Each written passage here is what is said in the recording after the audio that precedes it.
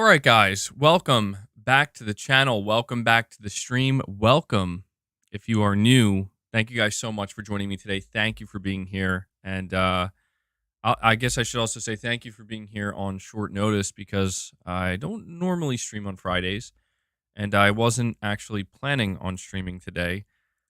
And I do apologize for a little bit of content spam here on the channel.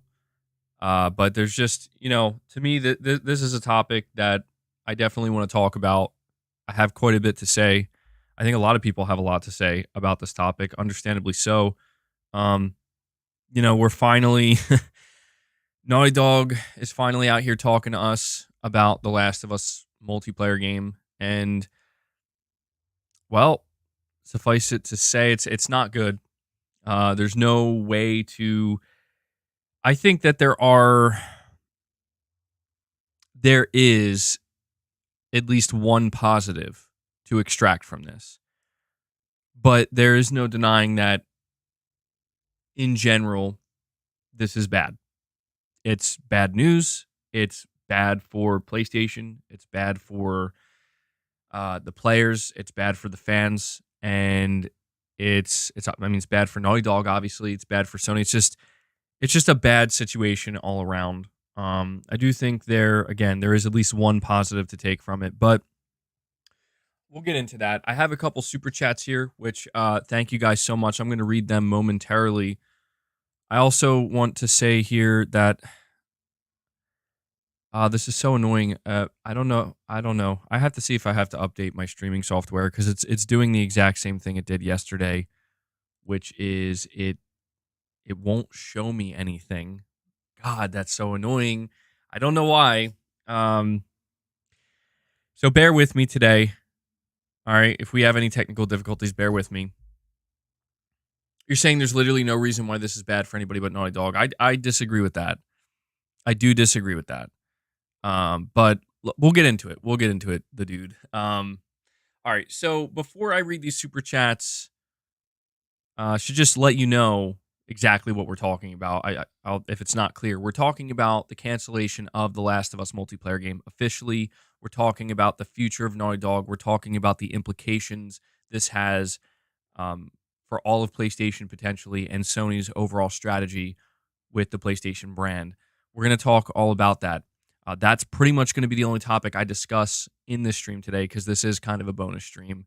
So yeah, before I do that, guys, thank you so much again for watching the content. If you watch live, if you watch after the fact later on, thank you so much. I really appreciate your support. Do me a favor, hit that like button. I know it's not the most positive or exciting topic for PlayStation, certainly not, but hitting the like button definitely helps the stream out, and it lets me know that you guys enjoyed the content, and I really appreciate that. If you want to support me directly, there are 3 ways you can do that.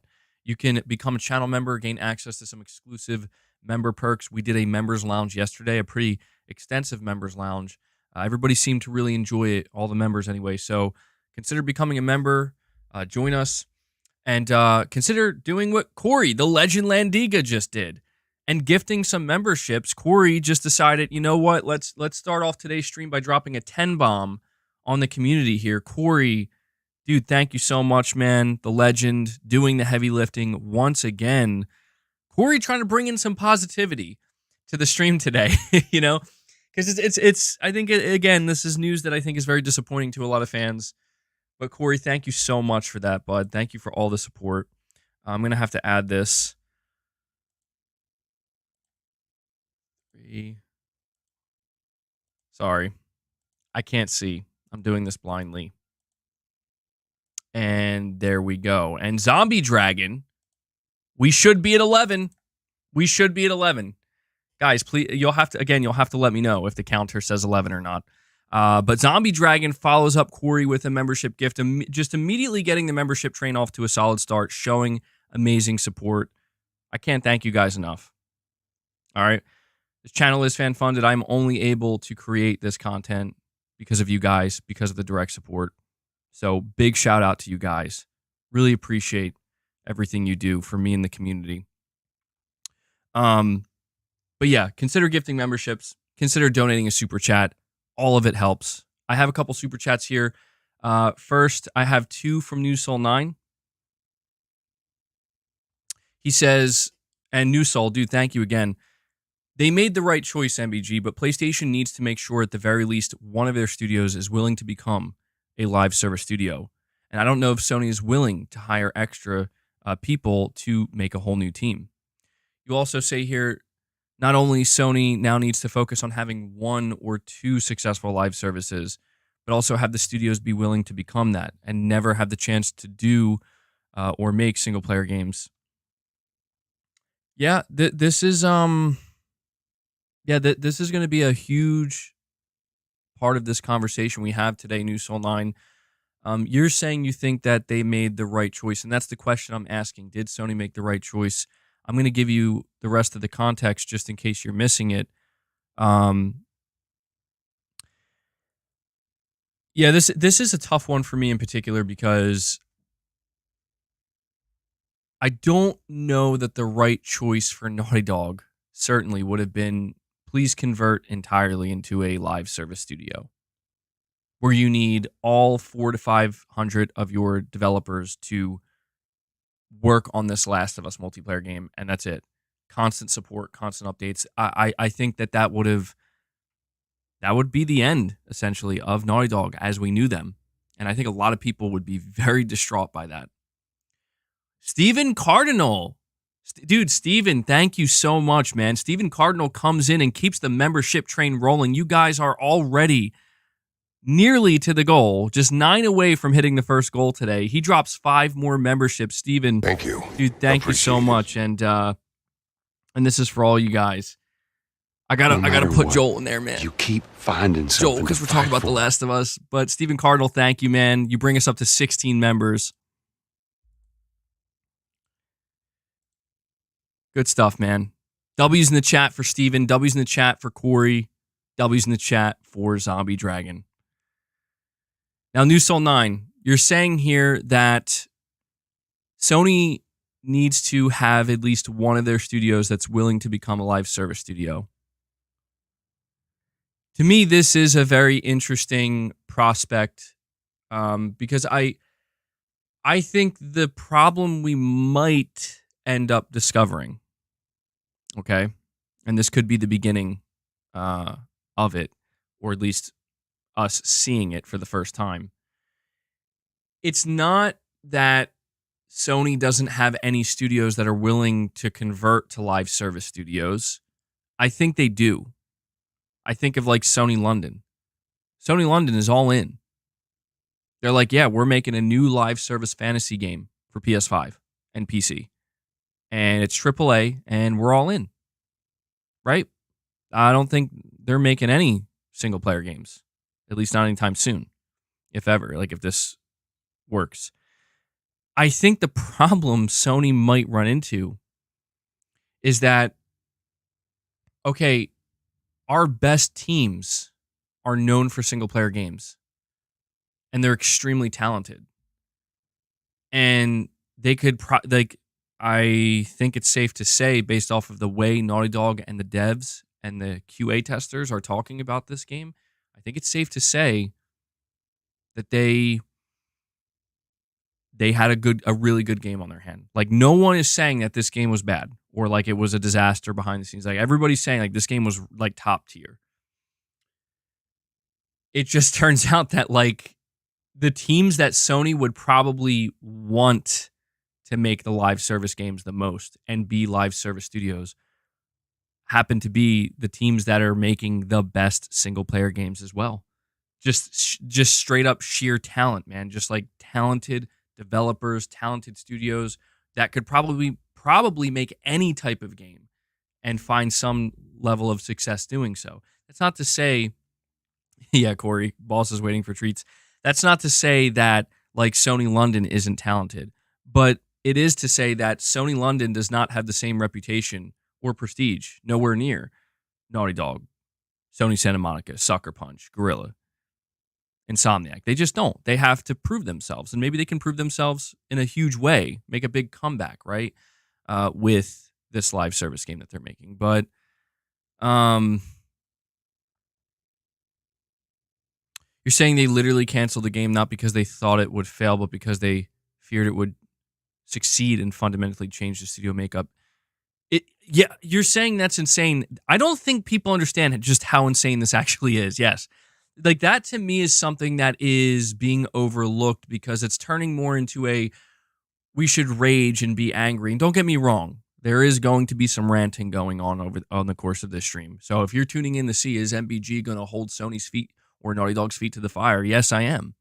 But the conversation is just not that simple. And anybody who believes the conversation is that simple, where we should just be mad at Naughty Dog and disappointed, and that's it, that's where it ends, you're not paying attention.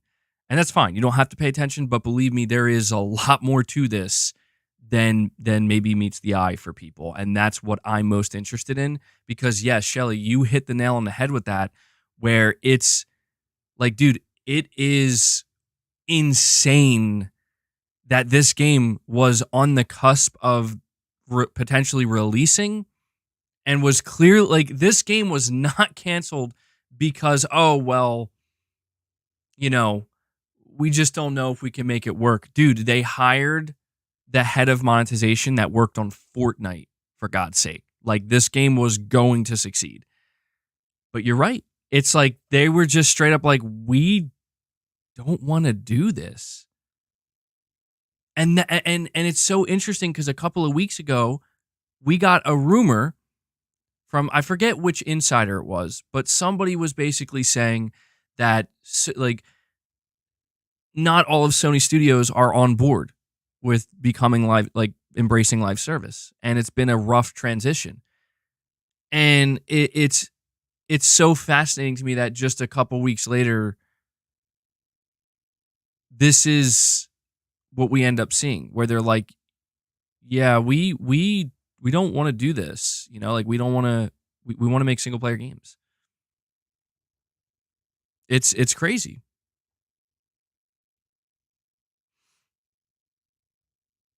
Well, let me read the rest of these super chats and we're going to go over the actual like blog, what Naughty Dog had to say word for word. But New Soul 9, I appreciate that, man. We have Alpha Spooker, his first time super chatting. So shout out to you for that, man. Thank you. You're saying releasing factions would have prevented them from making single-player games. Sorry, I don't buy that PR talk. Why not release it? Why not release it as a normal multiplayer game? Overall, just frustrated. Was actually hyped for this. Yeah, no, I totally feel you, man. That's the part that I am struggling with the most, where it, the notion that you had a, like you have a good game that like it's competent, right? It's a competent multiplayer experience. The notion that you just got to can it and move on and just pretend it never happened, rather than just like, I don't know, maybe just make some alterations to it, change some things.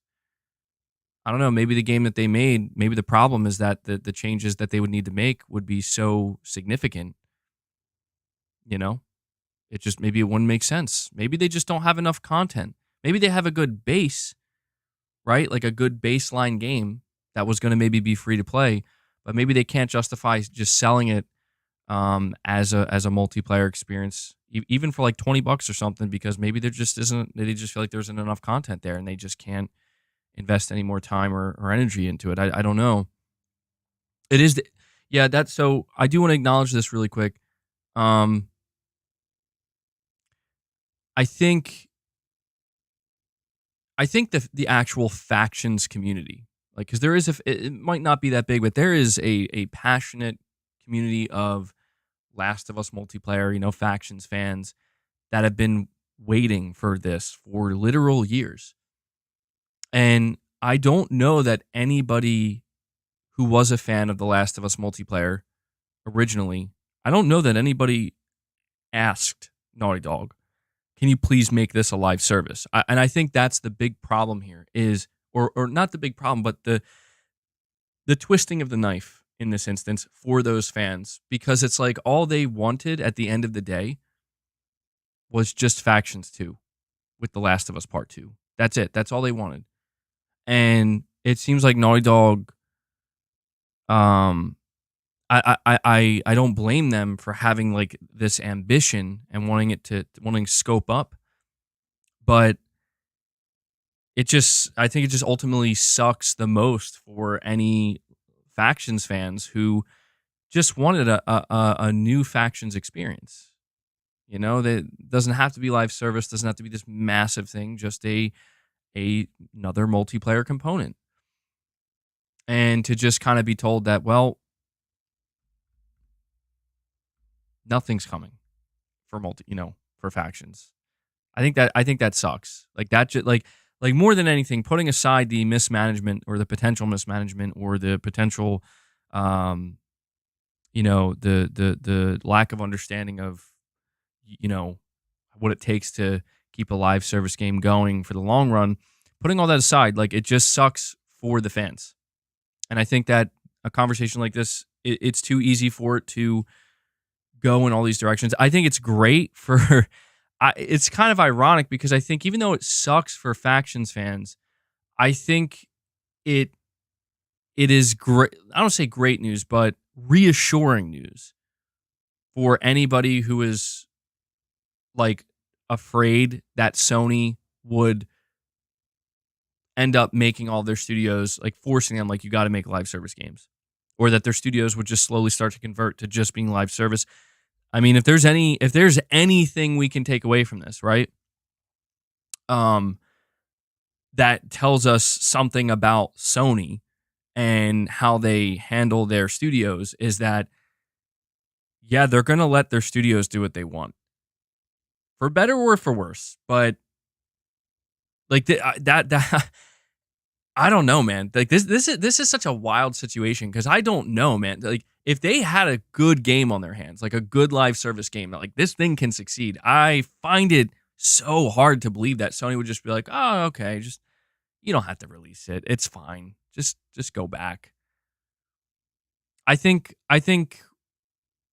but here's the thing though. Here's the thing though. Maybe it's not that difficult to believe. Maybe it's not because maybe Sony or Herman Holst or whoever has to make that decision at the end of the day. I guess in this case it would be Herman Holst. If like he clearly knew like this is going to erode this studio. Like if we pull this trigger and it's like they're going to have to like this game is going to suck up all of their resources and their time and their energy. Even if we say it won't, it's clear that it's going to. Because this is how it works. This is how live service games work. I mean, how many people at the studio that joined because they thought that they were going to, well, I thought we were making some single player bangers here, I thought we were doing some great storytelling. How many of those people are going to lose? Like, I don't know. Just the idea of the whole studio transforming and turning inside out. I know people want to be angry because they're like, this is bullshit. So they should be able to do both. And it's like, maybe that's a possibility. But when I think of any truly successful live service game, I mean, really like the upper echelon live service games. I mean, it's kind of well known that like, dude, they have massive development. Like they have 7, 8, 900, 1,000 plus people working on this one game because that's what that is the level of competitiveness in the live service space right now with the top upper echelon games. This idea that like, well, we can do that with half the amount of developers.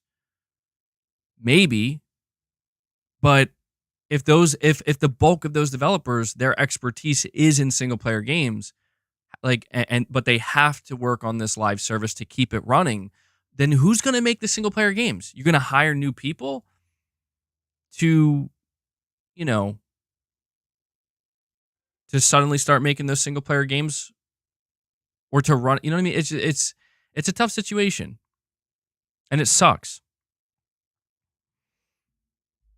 The biggest problem here to me is it just seems obvious that Naughty Dog was mismanaged, man. Like somebody. I don't know who it would be. I don't know if it would be Jim Ryan.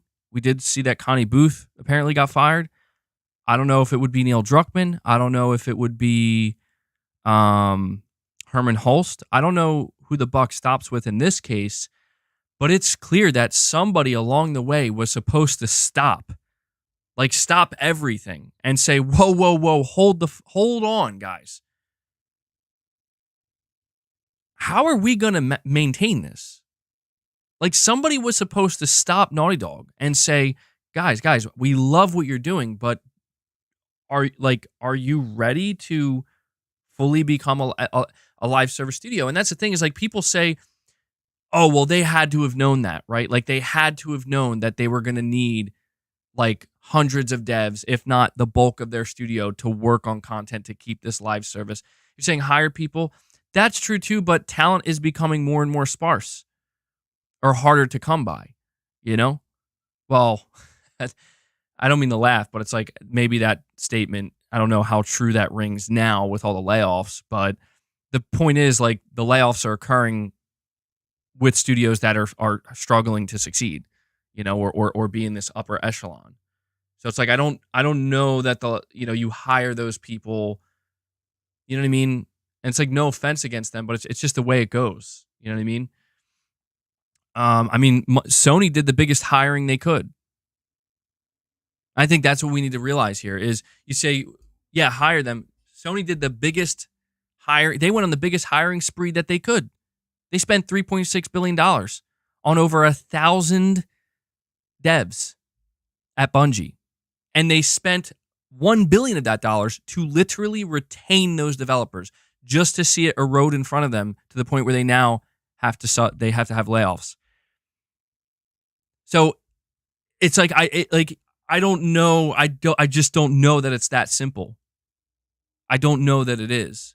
And I think that's why I know people are like, they're trying to misdirect us. Naughty Dog doesn't want us to be mad at them. Like, dude, come on. People have been pissed off at Naughty Dog for fucking years now, and it's only been getting worse. I understand that this was a very PR written statement to mitigate the hate, but like, it's unavoidable. Like, you cancel the fucking game, you're gonna get hate for that. You are. And I understand, like wording it where it's like, hey, but we're sticking with single player guys. Yeah, we should give them some credit for that. But I'm just saying, this whole idea that if we scream loudly at Naughty Dog after we've been screaming at them loudly for like years now, not everybody, but some people, maybe they'll finally get the message. It's like, dude, I think they got the fucking message. Like, they literally just canceled their entire fucking game. I think they got the message. I think Sony may have gotten the message too. They just bought Bungie they bought Bungie 2 years ago for nearly $4 billion, maybe not $4 billion, but over $3.5 billion, and it's a shit show. I think they got the message. You know, that's my view on it. But I want to make sure I can make my way through these super chats in a timely manner. Pony Up with a $5 chat saying, if it's true that Naughty Dog is shelving The Last of Us, they should take the same stealth system from Part 2, tighten up the shooting, and make a new SOCOM game. Well, that's a crazy ass spin, Pony Up. That would be the twist that no one saw coming. Guys, instead of making The Last of Us multiplayer, we're gonna make a SOCOM game. Never gonna happen, man. I don't mean to break your heart with this, Pony Up, but no, I don't think SOCOM. I don't think SOCOM is coming back anytime soon, and Naughty Dog would never touch SOCOM. Just being honest. Maybe they could. I don't know. There was just so you guys know, an image leaked out. I don't know if you guys saw this. There was an image that leaked out for this Last of Us multiplayer, and it looked like it was the home screen. I have it up in front of me here. I'm gonna be honest. I don't want to show it because I don't know if this is like something Sony's gonna try to take down. But you guys can find it very easily. It's circulating on Twitter.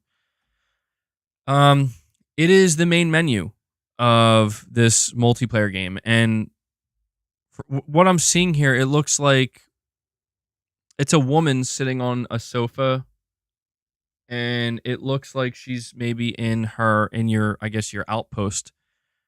And at the top, they have the options that you scroll through with L1 and R1. It says lobby, study, bunk, battle pass, store. Below that, it says ready up. Below that, it says mode, survivor, solos. It's battle royale. That's crazy. Like that, like seeing this image is crazy. Yeah, and there's a character creator. This is tough to look at, man, because it's like what could have been. I really wonder, like, what the hell, dude? Season 1, week 2, stash thief, jobs board, press triangle for the jobs board. I mean, this thing was ready to fucking go, dude. It is crazy looking at this. Wow. I think more stuff is going to leak out too. And I'm looking at the top right corner. It looks like there's some kind of currency there. 375. It looks like money. Looks like a little image of cash, like a stack of cash. Shit, man. They really went the whole 9 yards with this thing. A battle pass. Dude, it's so weird though. It's so weird. You can tell like this has the Last of Us aesthetic, and you just see Battle Pass sitting right there, like Battle Pass, Last of Us Battle Pass. Yo, what's happening here? You're saying it was the only live service game you would have played? I think a lot of people would have tried this out. I do. Matt Thornton, you're saying, I think it's the right move. Naughty Dog excels at single-player story-driven games, and I'll take those over scummy live service multiplayer games. Well, see, that's the thing, man. A lot of people share that exact sentiment. Believe it or not, even though this is bad news, generally speaking, there are a lot of Naughty Dog fans, a lot of PlayStation fans breathing a sigh of relief. And you can understand why. You can understand why. Because I think when Jim Ryan came in and was like, yeah, we're going all in on live service. We're doing 12 live service games. And, you know, Herman Hulst had to keep coming out and be like, don't worry, we're still doing single player, guys. We're still doing single player. It really struck a lot of fear into the fan base. And I'm not saying this means that they're getting away from that strategy. We'll have that conversation soon. But this is definitely, I think, a win in the eyes of anybody who cares about single player games over multiplayer live service. Because I'll tell you right now, this stuff like doesn't really happen. Or it hardly happens.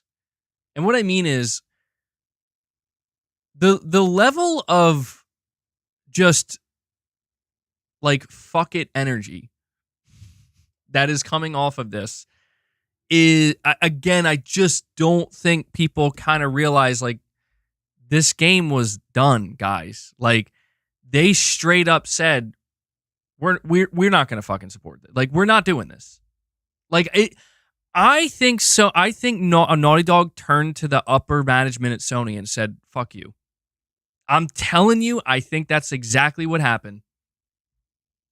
I don't think it's a coincidence that this game was ready to go.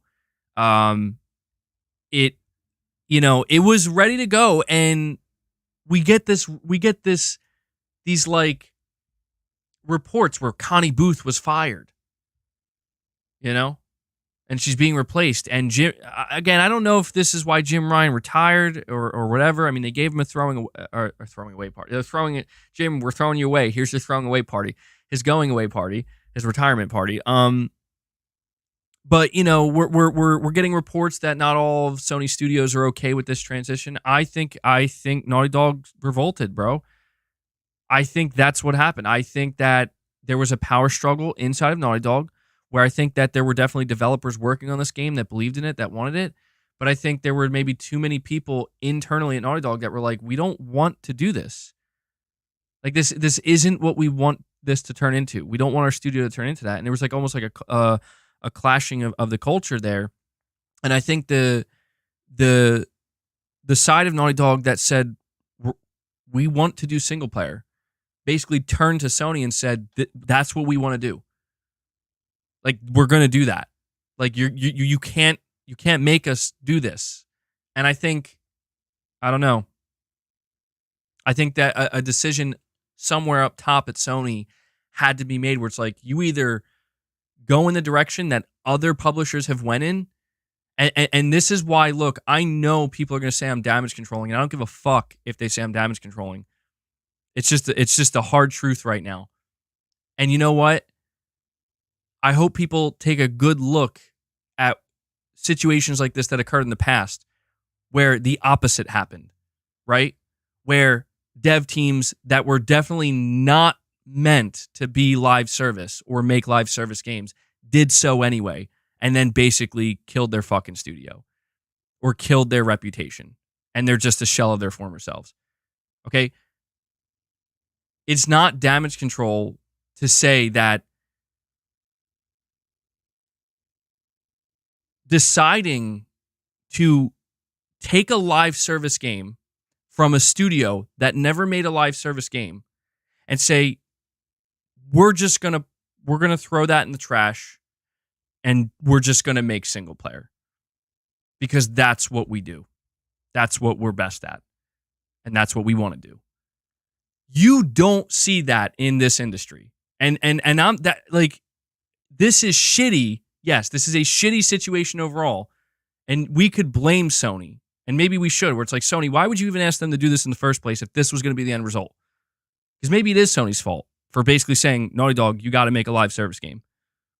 Maybe it is. But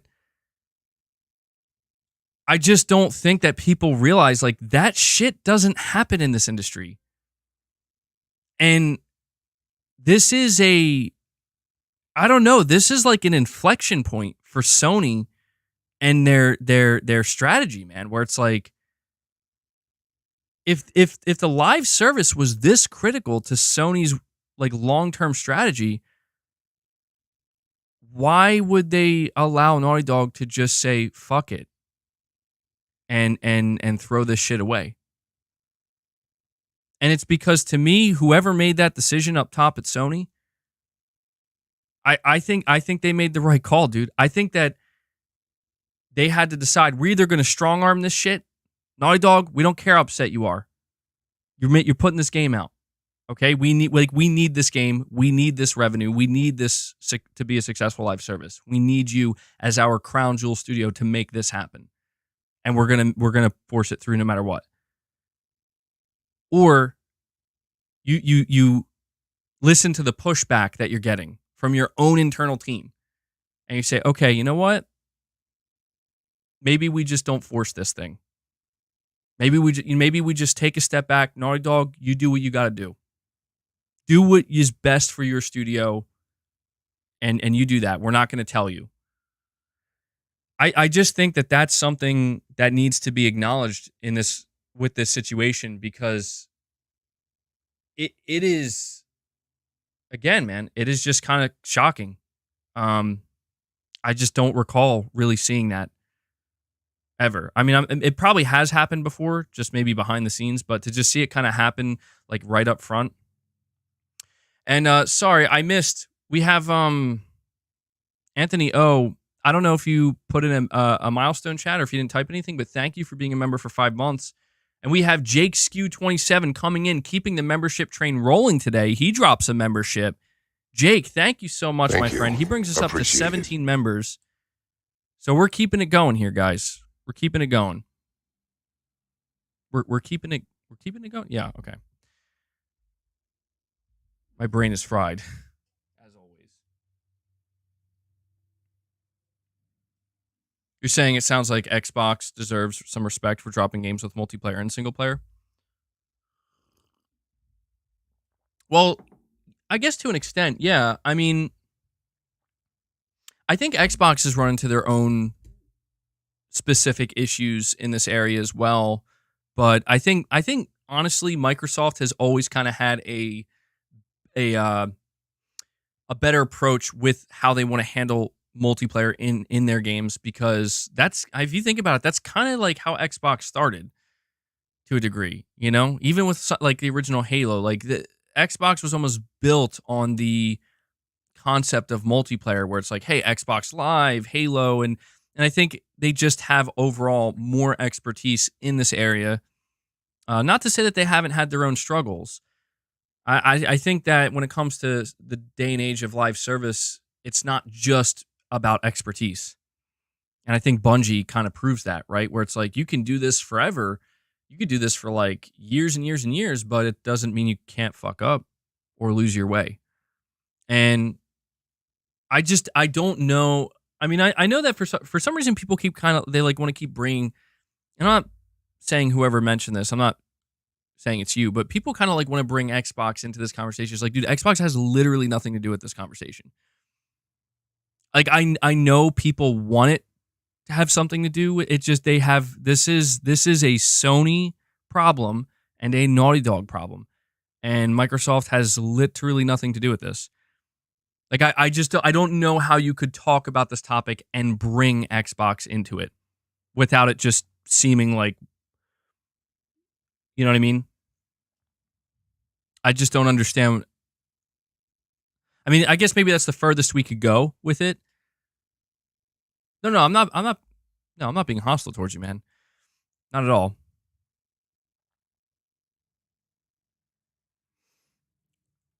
I mean, like obviously there are going to be people online that, you know, are going to have a field day with this. They are having a field day with it, but I don't know, man. To me, that this is I've been talking to you guys for a long time about how I really want to know what Sony's true strategy is right now because they seem to be, I don't know, they're playing it pretty quiet.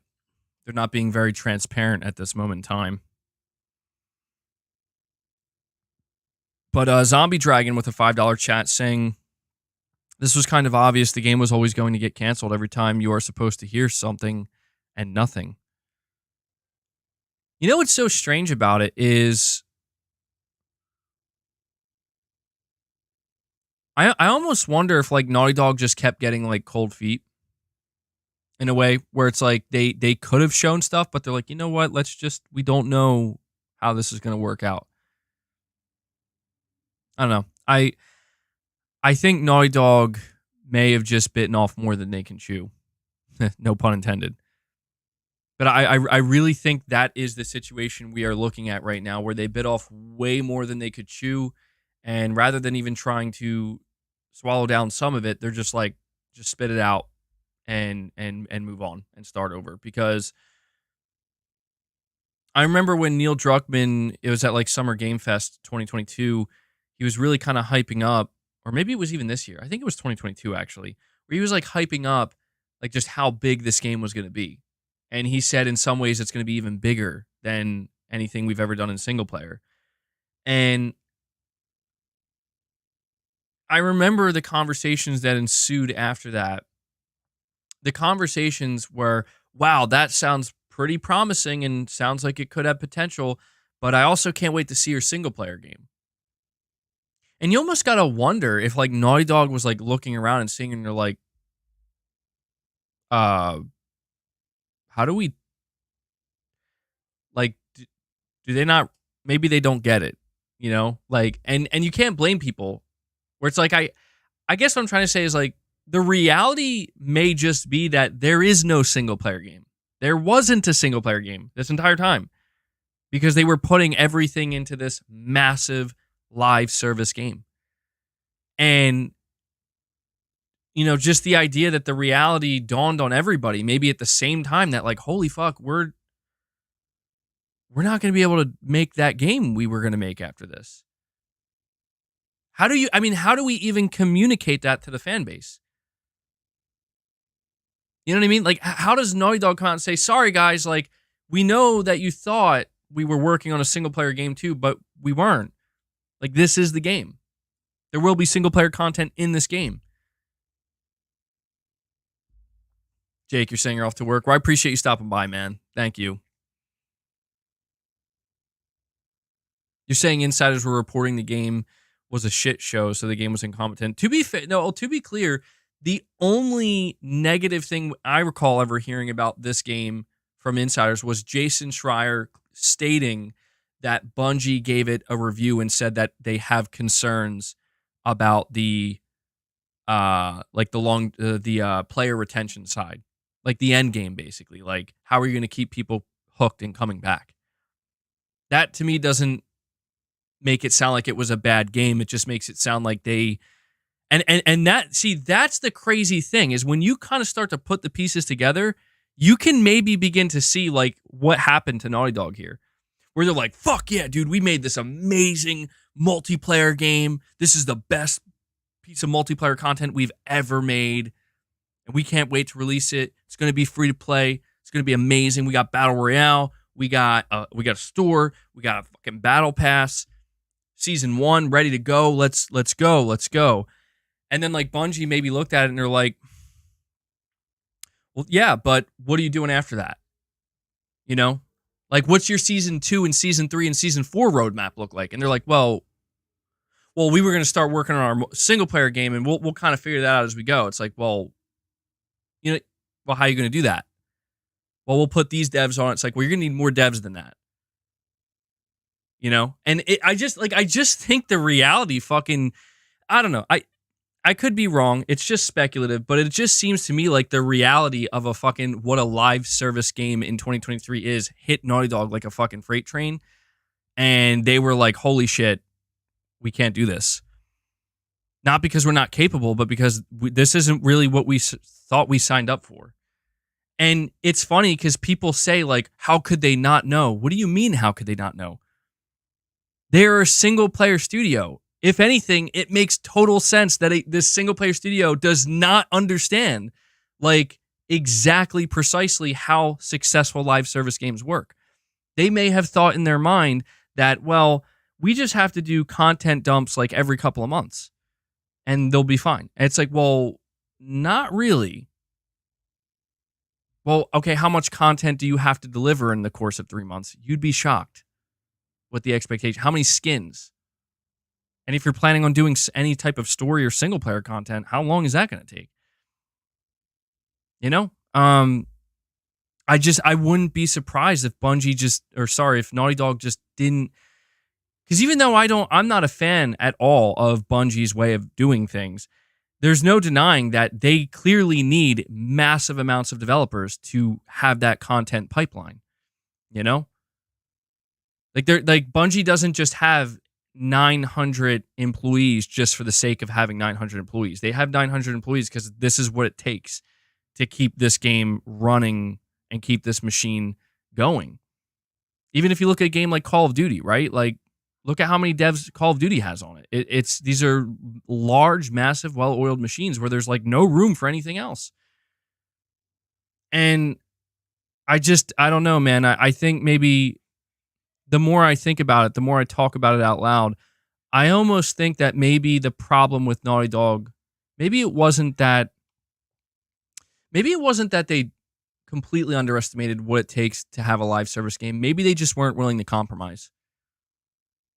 Now that I'm thinking about it, that might make the most sense, where they just said, look, we're not going to half-ass this thing. That's not what we do. That's not what Naughty Dog does. Like, when we go in, we go all the way. Like, we're rolling deep here, right? No, we're not cutting corners. We're not half-assing it. And maybe the realization for Naughty Dog is that if you want this game to be truly successful, it's going to take everything. Just like your single-player games would. It's going to take everything, man. Like, when Naughty Dog is trying to finish up one of their big single-player games, like, dude, that whole team, it's all hands on deck. Saying 9 studios work on Call of Duty? Holy shit. Is it really that many? Oh, message was retracted again. So, I guess if the decision for Naughty Dog was we could put out this live service game that gets off to a strong start but slowly starts to peter out because we have to shift our focus and we just don't have the manpower to keep it as relevant as other live service games. If the choice was between that or just not doing it at all and just saying, you know what, we don't want to risk this failure because we know we're not, like, we want to keep making single player games. I kind of get that, it still sucks. And it just goes to show that, like, maybe, I don't know, maybe it's a curse for Naughty Dog, where it's like, maybe that is the curse of their leadership, where it works. It's a double-edged sword, right? Where it's like, you guys are perfectionists. You guys You guys want to put 120% in every single thing you do. But if you're trying to have a multiplayer live service game and you want to make single player games, it's like you can't. You can't put 120% into both, no matter how big you get. You just can't. Maybe that's why they said, you know what? We got to make this decision. Again, it's not a matter of defending it or damage controlling it, because I know that's how some people, for some reason, are going to want to take it. It's just trying to truly understand the rhyme or the reason, if there is one. That's all. Street Shadow with a $10 super chat says, "Hey MBG, question/thought. Can the just a multiplayer component work in gaming today? I feel if you do multiplayer today, it has to be live service. Example, Titanfall didn't last." It's a great question. And it's one that I feel like the answer is one that I don't want to admit or hear, but I think it is true. And I think the answer is just no. It just doesn't work. It just can't work today. I think a developer in a studio could try to force it, but the thing is, when these multiplayer components came out, when we think of like Uncharted 4 or the previous Uncharted games, when we think of the original Last of Us multiplayer, when we think of other, and guys, give me some examples because I know there's plenty. Like, it's kind of like the pre-live service era where you buy a single player game and it has like a really pretty robust multiplayer component, you know? So it felt like, wow, I get the single player and the multiplayer. And then maybe the multiplayer would every like 4 to 5 months, maybe every 6 months, it would get like some kind of expansion pack or DLC, a dedicated DLC with a, finite amount of content. The reason why I think that can't work anymore is because, and I'm not talking like a co-op component. I'm talking something that's like more PvP, where you can level up, you can unlock stuff. I don't think that works anymore because if a developer tries to do that for their game, they have to do so knowing, there's like dozens, if not hundreds, of live service games out there that they're providing updates on a nearly weekly or bi-weekly basis, and they're doing everything 120% every day, every week, every month to keep people on the hook. Why would people stick around for your multiplayer component? Like, why would you even put that out there knowing like, dude, people are just going to leave this shit in like 2 weeks or a month and never look back? You see what I'm saying? It's like that model just is at odds with the reality of what live service is today. I mean, we are reaching a point where games like Fortnite are becoming actual platforms themselves. It's getting wild out here, man. Like, that's where we are. So it's like, I would love to see that make a comeback because I do think there is a place for that no matter what. I do. I do not believe everything needs to be a live service. I think the best redemption Naughty Dog could find is, hey, guys, all right, it's going to take a while, but we're working on The Last of Us Part 3. It's going to come out maybe at the end of this generation or the beginning of the PlayStation 6. And when it does, here's Factions 2. It's not a live service, but it's what we owed you. It's what we owe you. We were supposed to ship this with The Last of Us Part 2, but here you go. Factions 2, shipping with The Last of Us Part 3, and we'll just have some DLC updates occasionally. And, maybe some new weapons or some new cosmetics, and that's about it. But it's not a live service. It's not going to like be this ongoing thing that's fighting to try to keep you addicted and on the hook, right? And just pouring money into it. I think Naughty Dog could redeem themselves by doing that, but I don't know. I just feel like for some reason that has been kind of snuffed out of the gaming industry to an extent. And I don't know, man. It seems like these games that try to do both, they always fuck up. They do. I don't know if there's a really prime example. Even Call of Duty's fucking up now, dude. Where like, look at what they tried to pass for like a full blown campaign. It's like $70 campaign. It's like I think of that. I think of I think about even how and I'm not a Destiny player, but it seems like one of the biggest gripes that people have with Destiny is that it's like it's kind of lacking from a story perspective. Like it's not hitting anymore the way it is. And it's like, well, it's because they're under like this, probably, I don't know, you're under like this kind of time crunch. You're saying I'm wrong? Well, I mean, I'm open to hearing why that might be. Again, this is just, you're saying, oh, okay, you're saying it's the PvP. All right, well, I could be totally off the mark here. Again, I'm not a Destiny player, so you're saying it is the PvP. Yeah, true. Halo Infinite, Battlefield 2042. I mean, Halo Infinite, I don't know. I think that game was struggling because it was like, we want to have this great big single player Halo comeback, but we also were trying to develop a live service alongside of it.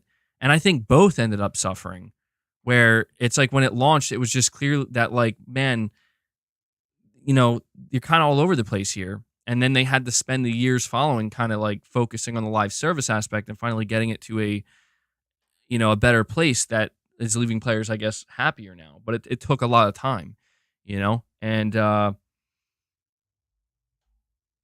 Battlefield 2042, it's doing good now, but it's like they didn't even have a campaign. It was multiplayer only because they're like, well, we got to put all of our effort into making this multiplayer the best it can be. And even then, it still kind of floundered somewhat out of the gate. Strange stuff going on with the live service chase, man. But Street Shadow, thank you. We have Shattered Glass 23 saying, dude, most PlayStation players don't care about multiplayer, and it was Bungie who was supposed to help with the multiplayer projects. That's why Sony is on their butts. Well, that's why I'm saying, like, so Sony might. I think Sony may have just totally. I don't want to say that they've given up on the live service, but I think that they just slowed their roll a lot. Like, I think that after Sony kind of realized, oh my God, Bungie is not what we thought they were. Like, this isn't the investment we made, or we're not getting a return here. We're very worried about them. I think Sony really kind of thought that if we can get Bungie, then I don't know, man. You do have to question Jim Ryan's strategy here. I have to bring this up because Jim Ryan did say to shareholders, it was the last time he talked to shareholders like that we know of. Thanks, boss. Where he did say to them, like, we don't need all of these live service games to succeed. We just need one or two of them. And that to me was like probably the most concerning thing I ever heard Jim Ryan say. And he said some stuff before, but that to me was like, whoa.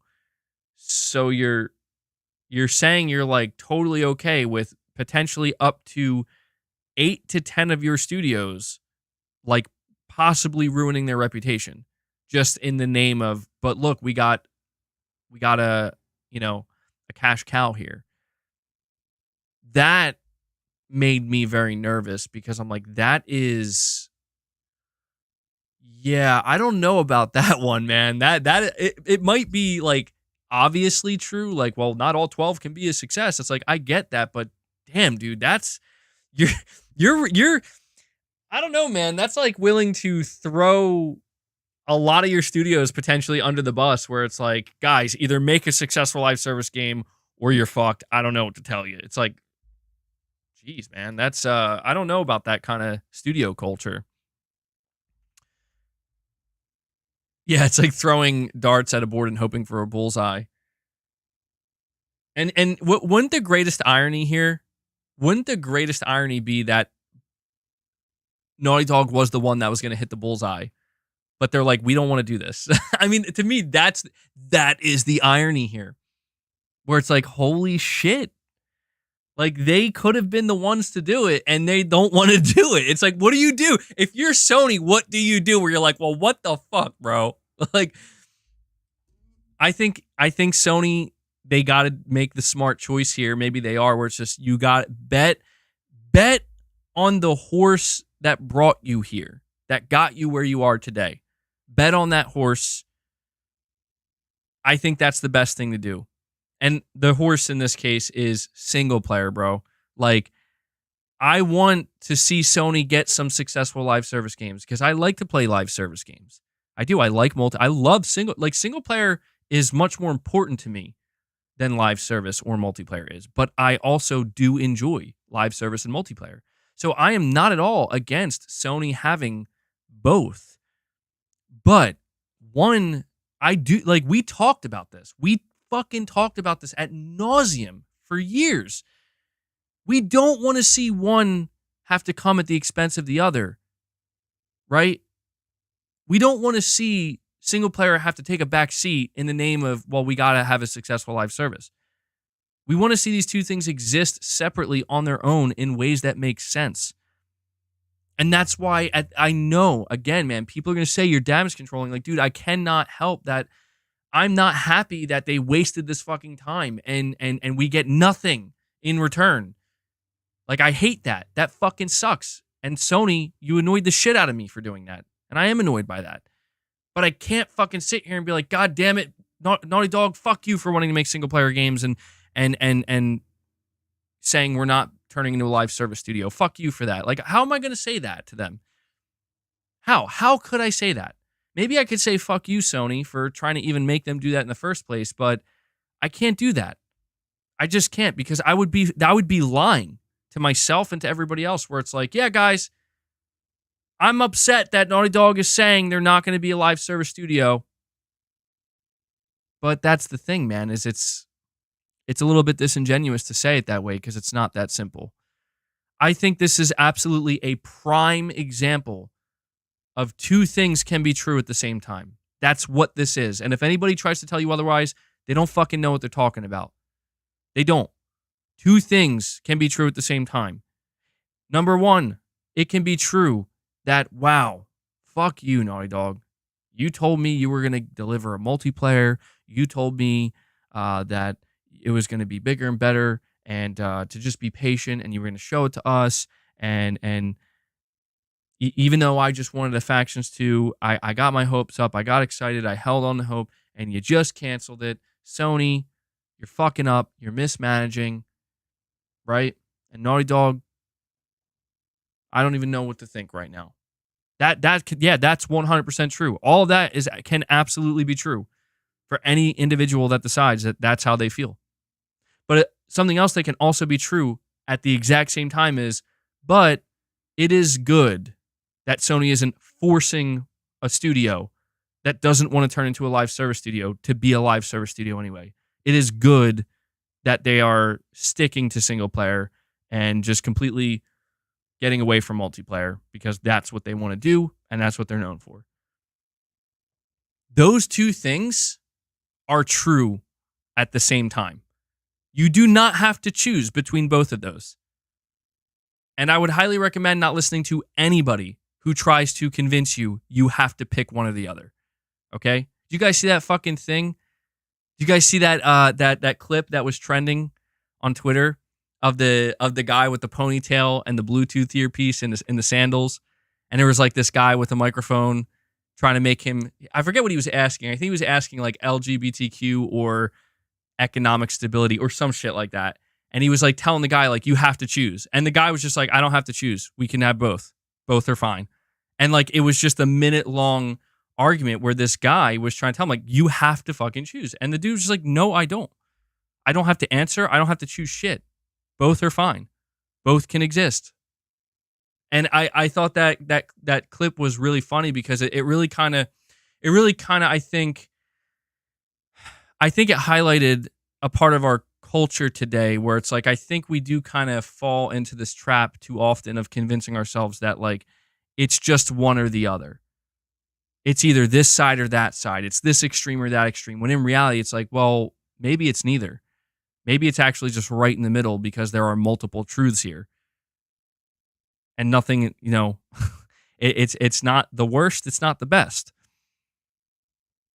So I don't know if anybody knows what clip I'm talking about, by the way, but that shit was funny.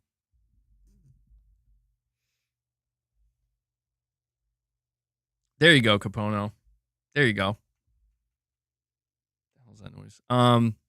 So Shattered Glass, thank you for that. We have New Soul 9 with a couple more super chats here. Thank you, bud. You're saying MBG Sony's focus is on consistent profits. Multiplayer without consistent updates won't be as profitable as a live service.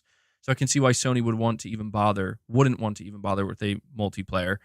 Yeah, that makes sense too, man. But see, here's what kind of gets me with that though, New Soul 9 is you're right that their focus is on consistent profits, but I look at like, for example, the God of War Valhalla DLC we just got. That clearly took time and effort, seemingly a decent amount. I mean, it had like straight up new cutscenes and everything. I think to myself, like, well, why did Sony allow Santa Monica to give that out for free as a thank you to the fans when they clearly could have charged money for it and made it more profitable? And I think it's fairly obvious where it's like, well, not only are you going to get goodwill from the community and just make people happy, but you're going to boost sales of this game. You know? I don't know if the sales will necessarily be, again, as profitable because I don't know if it's still being sold at $70. But even if it's not, it's like you might be convincing more people to go buy this game, and you're helping the overall sales of this game. And I don't know, man. I guess I just think like maybe, and I don't know if there's any way to confirm this without seeing it for ourselves and happen in real time in front of us. But I just kind of think to myself, maybe that type of approach could happen with a basic multiplayer component. I mean, look at Ghost of Tsushima Legends, you know? Ghost of Tsushima Legends was not monetized, except for if you want to buy it separately, you can for $20. But who did that? I'm sure there are some people who did that, but I mean, who bought Ghost of Tsushima Legends by itself and didn't purchase Ghost of Tsushima? I think very, very, very few people did. So I don't think Sony made a profit off that, but that's where I feel like, imagine if they made more content for Legends. It's like, we gave you Legends for free if you bought Ghost of Tsushima, but here's a new Ghost of Tsushima Legends expansion for $20 more. It's like, you know, a whole new batch of content, like just as much, if not a little bit more, than you got with the free base version. I don't know. Maybe they just couldn't do that because it's like, well, we got to start working on Ghost of Tsushima 2, and how we're going to do that if we got, I don't know. But that was a thing that occurred. I guess that's what I'm trying to say, is that we did get that. It was kind of proven that like Sony allowed their studio to make a whole multiplayer component and fucking not charge anything for it if you bought the game. And none of it was like, there were no microtransactions, no cosmetics. As far as I'm aware, I'm pretty sure I'm correct about that. Like, you just couldn't give them more money. You just got to play the DLC. But it was a multiplayer DLC that was very much in the vein of like, wow, this is like what a lot of live service games are like these days. You know? Yeah, Returnal had free DLC too. It did have free DLC. Yeah, I don't know, man. I just get the feeling that I think that this is mostly Jim Ryan, where he really was hungry. Like, really hungry. Like, we got to get this live service profit, man. And I get it. Like, for a numbers guy, because I think that's what Jim seemingly was. He's a numbers guy. It's like, you're looking at, well, how much money is Call of Duty making us and GTA Online and Fortnite? But we're only getting 30% of that? And they're getting the book. What if we could have that, but get 100% of that? It's like, yeah, that's the dream, of course. But I don't know, man. I feel like Jim, with this live service push, may have lost the forest for the trees here, where he just got so I don't know, he just got ahead of himself. And I think, if anything, because that's the thing, we have to ask, who does the buck stop with? Well, the buck stops with Jim. I mean, he's retiring, but the buck stops with him, man. You know, where it's like, he's the one with the overarching strategy for the entirety of PlayStation, and everybody underneath him has to try to execute on whatever his vision is. And his vision is live service. That's how we win, right? And it almost seemed like, and I don't want to say this for sure, but at times it almost seemed like Jim was willing to sacrifice anything under like that PlayStation had to make that happen. You know what I mean? Again, like we'll not throw away, but we will sacrifice 10 of our studio's reputations if we could just get one GTA Online, one Fortnite, one Call of Duty. And I get that, like if you're trying to weigh the options there, but to me that is like there has to be a better way. That's too extreme. Like that is unnecessarily extreme. There has to be a better way. But then again, I don't know. I don't know what the solution is for Sony here. Yeah, that's pretty much what he said. That is pretty much what he said. Wild times, bro. So New Soul 9, dude, thank you so much for all the support, my friend. We have Michael Lynch saying, as great as Factions 2 would have been, I'm glad it's not Naughty Dog that became a live service developer. Yeah, I mean, that's very simplified, but I think to an extent that might be all that needs to be said for a lot of people. You know? I mean, if I put out a poll and I ask people, see, here's the thing that gets me. Because every time the problem, it's not, I don't know if it's a problem, but it seems like it is on the surface. The problem with Naughty Dog's write-up, I want to read this part to you. In ramping up to full production, the massive scope of our ambition became clear. To release and support The Last of Us Online, we'd have to put all of our studio resources behind supporting post-launch content for years to come, severely impacting development on future single-player games. So we had two paths in front of us: become a solely live service game studio, or continue to focus on single-player narrative games that have defined Naughty Dog's heritage. And obviously we know which path they... Now, I have noticed this with Naughty Dog since The Last of Us Part 2. And what it is that I've noticed is, why is it with this studio? And I'm not trying to be like I know a lot of people hate on Neil Druckmann, and this is not me hating on Neil Druckmann because I really don't care that much.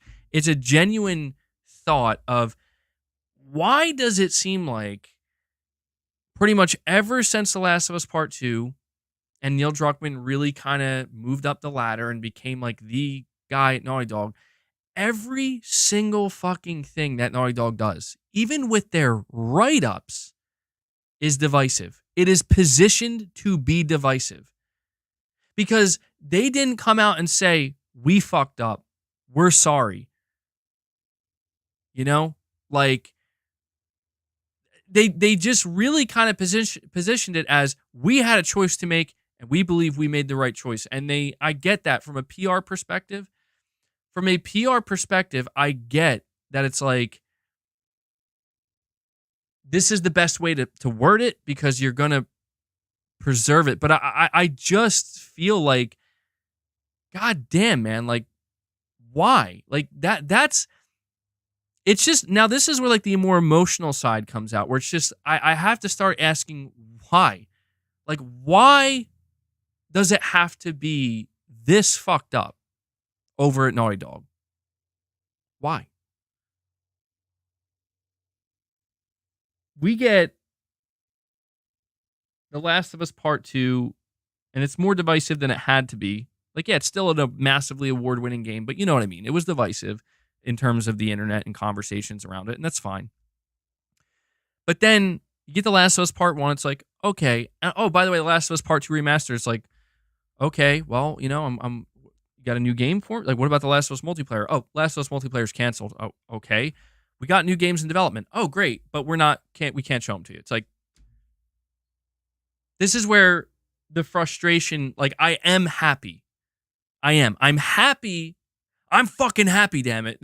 I'm happy that they are doing what's right for their studio And I agree. I wouldn't want to see them be a full-blown live service developer either. They're too talented in the single-player department. Regardless of your thoughts on The Last of Us Part 2 story, they just have too much talent in this area. I'm happy for that. But I just cannot be just okay with this situation. I can't, because it's like, it is bullshit. And I think they know that. They're not dumb. Like, they know this is bullshit. They know this is hurting. Like, this here is hurting their reputation. The fucking Last of Us Part 2 remastered is hurting their reputation, not because of what it is, but because of when it's arriving. Yes, the $10 upgrade. You see what I'm saying? This is why I'm just tired of it.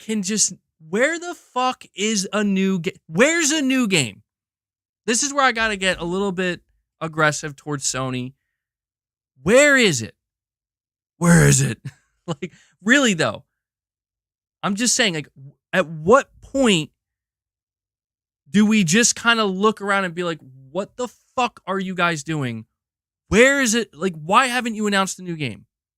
Why hasn't Sony announced new games? What is going on? That's it. Like, I can be as understanding as I want to be, but at the end of the day, this is a question that the fan base has a right to ask, and ask it earnestly. Sony, where are your new games? Where are they? And if the answer is they're not fucking ready, then so be it. But you know what? I cannot blame people. I can't. Even though sometimes I don't fully agree, I can't blame them for being like, you know what? The new games that we have coming are from our partners. We don't have anything ready. And I can't blame people for being like, well, you know, that kind of sucks. What the fuck, man? I get it. Maybe we could say, are we too entitled? Are gamers too entitled? Are we expecting too much? It's like, well, I don't think so in this instance. I cannot turn, because trust me, guys, I've seen all the takes. I've seen all the takes, man. And there's only one group of people that I don't fucking agree with, and they just need to fuck off. And that is the group of people that clearly don't give a shit about Naughty Dog, about PlayStation, and are just using this as a way to inject more chaos. Fuck those people. I'm not talking about, they have nothing to do with this conversation. I'm talking about people who are genuinely upset, genuine fans. Again, actual people who are like big Naughty Dog fans, really excited for The Last of Us multiplayer. I was one of these people. You know, I am. It's just that a part of me, like, at the end of the day, single player games are too important to me to be able to say, well, I'm so angry. Like, I'm truly deeply hurt and distraught and angry that you're choosing to not be a live service studio. But I still am a little bit angry. And I just feel like I can't push back against anybody who is acting very angry. And again, not being a bullshitter and just dogpiling. Anybody who is very upset right now at Naughty Dog, where they're just like, dude, what the fuck, man? I get it.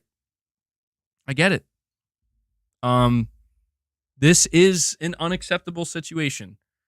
We have no choice but to accept it. But this situation was easily avoidable. That is the thing that I can't overlook.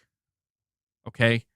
I have had people say, oh, I could only imagine what you would be saying if this is Xbox. You know what? I have, like, this is why I said earlier, people with that mentality need to stop, dude, because this, like, Microsoft does not have a studio like Naughty Dog. They do not have a studio like Naughty Dog. They don't. It doesn't exist. It's not a thing for Xbox. So to sit here and try to say, like, bring out the whataboutism, and the reason why I'm pointing this out is because this is a unique situation. Naughty Dog is a relatively unique studio. They are a studio that there aren't many other studios that I think would be directly comparable out there. You're saying oh, here we go. Please enlighten me. Which studio underneath Microsoft is comparable to Naughty Dog? And you know what? I understand people might be thinking I'm saying that in like a arrogant way. I'm not saying that in an arrogant way, dude. People need to fucking remind themselves or go refresh that. Go watch my content about The Last of Us Part 2. I'm not saying that in a bragging way. I'm saying literally this is a unique situation for a platform holder. There are no studios underneath Microsoft, or I don't think Valve has any studios that are doing anything that Naughty Dog's doing, right? I don't think Nintendo even does. I'm just saying they are a relatively unique studio underneath Sony.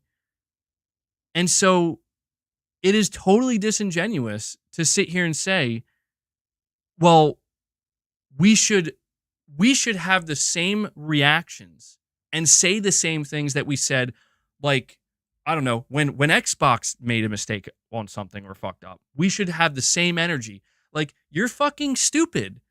You just are, because you're saying let's take two completely different things and react the same way to them and say the same things about them.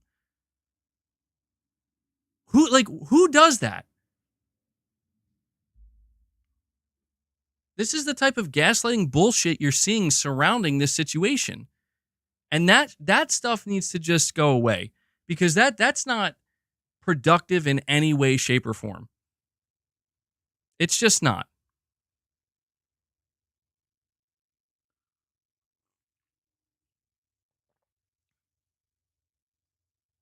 The point is, Naughty Dog is a unique single-player driven studio. I don't know that I could use the term one of a kind, but I just don't know many other studios that produce those types of games with that same level of attention to detail and quality. I just don't. So I think people need to realize that when Naughty Dog comes out and says, we're going to keep doing that instead of doing this thing over here, it's okay, like I said, to be pissed off and angry and say, well, what the fuck, dude? But we cannot sit here and treat Naughty Dog like they're just some fucking run-of-the-mill, like not even run-of-the-mill, but like, oh, Naughty Dog, dude, what are you talking about, man? Like, that's what we expect from you. It's not.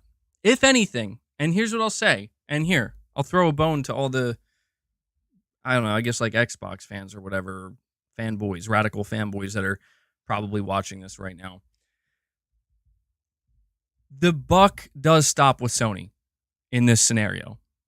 If you want to place the blame on anybody, you place the blame squarely on Sony's shoulders, because it's their fault. Period. End of discussion. Sony had the ability to say, Naughty Dog, you're not doing that. They had the ability to stop it in its tracks. When they realized, you know what, I don't think, nah. They had the ability to do literally anything because they own Naughty Dog. And so even though they may have told Naughty Dog, hey, you make this live service game and you, or at least that's the assumption, I guess, you go make this game and you do your best work and it's going to be a big hit. How come, did Sony not inform them and say, by the way, you're going to need to like this is going to be what you do now? Did they inform them at the 11th hour? The buck stops with Sony, man. The buck stops with Sony. And I don't know. Sony has to figure out, they have to figure out what they're going to do with this live service situation that they want. They do. They're going to have to figure it out, because if they can't, it's only going to get worse from here. And that's the truth, man, because this is just one studio underneath Sony with one live service game that was in development underneath Sony. There are like what, 11 more?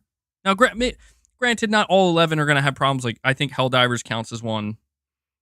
But I just want to remind people, Sony announced 3 live service games this year and has said literally nothing about any of them. No trailers, no interviews, no screenshots, no gameplay details, nothing. Absolutely nothing. So I'm going to direct my frustration towards Sony in this area, because as far as I'm concerned, they are the ones that they are responsible, and they are the ones that are essentially going to communicate to us, to the fan base, to the players. This is what we're doing, and this is how we're doing it. And seeing stuff like this play out, Naughty Dog was severely mismanaged. This is a major red flag moment for PlayStation Studios.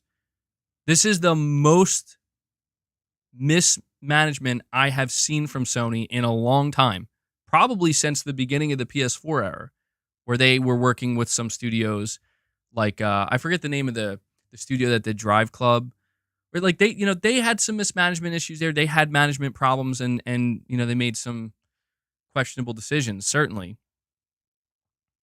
But to see this level of mismanagement happen with their crown jewel studio and Naughty Dog, it is a red flag. And I'm not saying it's all down. I think this is a course correct. That's the thing, is if they had to make the choice, either go full live service and you're done with single player, or make the tough decision to come out here, disappoint everybody, look foolish in doing so, and continue making single player games, I think they did make the right choice. I think this is the course correct. But it's just so fucking annoying when it's like so many people were like saying, I think you're going to hit an iceberg, guys. Like, I think there's a fucking iceberg right over there, and you're just full steam ahead. And then now it's like, oh, well, shit, we're about to hit the iceberg. We got to, it's like, well, I know it's a little bit, again, a little bit over the top here, but it's just frustrating, man. That's all. It's frustrating. I understand the situation. I understand why Naughty Dog is making the right decision, but there's no denying. Yeah, that's true. I would prefer that. Yeah, it could sink. You're right. We could just fucking hit the iceberg and sink. And, there are people out there that are acting like that's what this is. It's like, it sucks, dude. And it's uncomfortable. And you hate to see it. But what are you going to do? What are you going to do?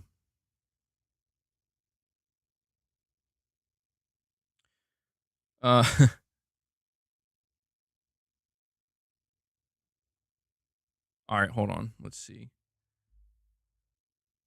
You're saying, but yesterday you were praising Sony on games as a service games plans for Sony to move on. If you're are you talking about my stream from yesterday, like the title where I said Sony's doing an incredible job in this area? If that's what you're referring to, I was actually talking about their DLC support. But I think if you're referring to me saying that Sony needs to do this, like they have to do it, I still do feel that way. Yeah. Not like this, to be clear. I'm not saying Sony needs to force Naughty Dog to be a live service. I don't mean like that. I'm saying in general, as a major platform holder, the PlayStation brand, they need a few successful live service games. Yes, they do. If that's what I'm assuming that's what you're referring to. I still believe that 100%, and I'm certain Sony still believes that. But that's like saying, that would be like saying, well, Microsoft needs single player games. Oh yeah, of course. Like you need a good, healthy variety of all these things. You do, and it's okay if it's a little bit off balance. I would prefer Sony have more single player games than multiplayer games. But I would also like to see them have some multiplayer games, and preferably I would like to see them be successful. Just like I'm sure Microsoft would. I mean, they have a ton of successful live service games now and multiplayer games, but people still want to see, well, we want to see some single player games too. And that's what Microsoft is going to work on and deliver. Like, yeah, we got to have that too. And we got to make sure they're as good as they can be. It's all about finding that balance that works best for not only their business, but the, but you know, the customer as well, the consumer, the player. And it's not easy. I don't mean to sit here and make it seem like it's easy, and maybe it isn't. Maybe it wasn't as easily avoidable as I think it is. But it's just from my perspective, it just, yeah, you do have to ask the question. I mean, and this is the biggest question that I think people should be asking Naughty Dog. Again, they say it became clear we'd have to put all of our studio resources behind supporting post-launch content for years to come, severely impacting our development for future single-player games. The question has to be asked, who didn't realize that?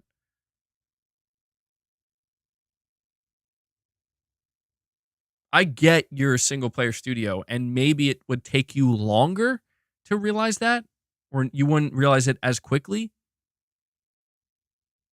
but it is it is concerning to me that nobody at Sony PlayStation realized that.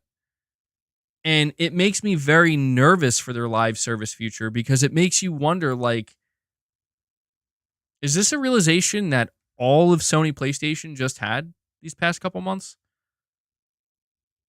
Like, they just now realize, like, oh man, so it turns out in order to have a successful live service game, you got to have like, I don't believe that because I'm pretty sure it was Jim Ryan. Somebody can correct me if I'm wrong, if I'm misremembering, during the whole Activision Blizzard trial when Microsoft was like, make your own, you can just make your own Call of Duty.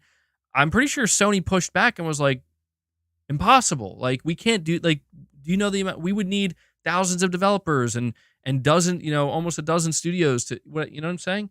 So clearly they know. They know this. And so I have one last conspiracy here. Possible conspiracy. Just viewing all angles, all possibilities. Is it possible that Sony's intention was to essentially I know this sounds so ridiculous because it's like, man, it would be so stupid. But is it possible that the idea was we're just going to trick Naughty Dog into becoming a live service studio? Like, we're just going to let them make this game and let them go on and they're going to accept it. You know what I mean? Like, we're not going to tell them up front, yeah, you're going to be a live service studio, because they'll reject it. But if we tell them, oh, make your game and it'll be great and we'll support you and it'll work out. And you'll still make your single player games, but once they get a taste of that success, that live service success, they'll be like, you know what? Maybe we don't want to make single player games anymore. This is pretty good. I'm just saying it's quite nefarious. I know it's reaching, it's nefarious, it's it's conspiratorial, but it's not like totally out there. It is one of the, because it is one, again, because you have to ask yourself, like, did they really just not know? Right? Did they like, sincerely, did they just not know? Sony clearly knew. Sony was out here saying, yeah, we can't make our own Call of Duty. We want to, but we can't. But, we'll make Naughty Dog make this live service game. I don't know. It's just funny to me because it's like, I almost just imagine that, like, someone at, maybe Neil Druckmann or somebody at Naughty Dog just like woke up one day and said, wait a second, like, hold on now. They were aware support was needed, but didn't realize they were biting off more than they could chew. Yeah, that Occam's razor says that's exactly it. Yeah, they just did, and that to me just makes me sad, and I do feel pretty bad. Where it's like they just the reality, like, they just didn't know, bro. Like, it reminds me of the SpongeBob meme where he's out there scrubbing the table, smiling away. Mr. Krabs and Squidward are looking like, how do we tell him, man? How do we tell him? I think, and that's exactly what I see in my head. Naughty Dog just out there doing what they're doing. Having a good old, somebody needs to make that fucking meme right now. Make that meme. All right.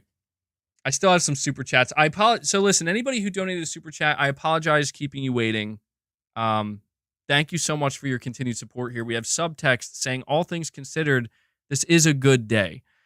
In corporate America, chasing big future paydays usually wins. Look at Rocksteady. Thankfully, live service and Jim Ryan's biggest push lost. Yeah, that's true. And I do want to apologize as well because I know how I sound in this stream. I am all over the fucking place.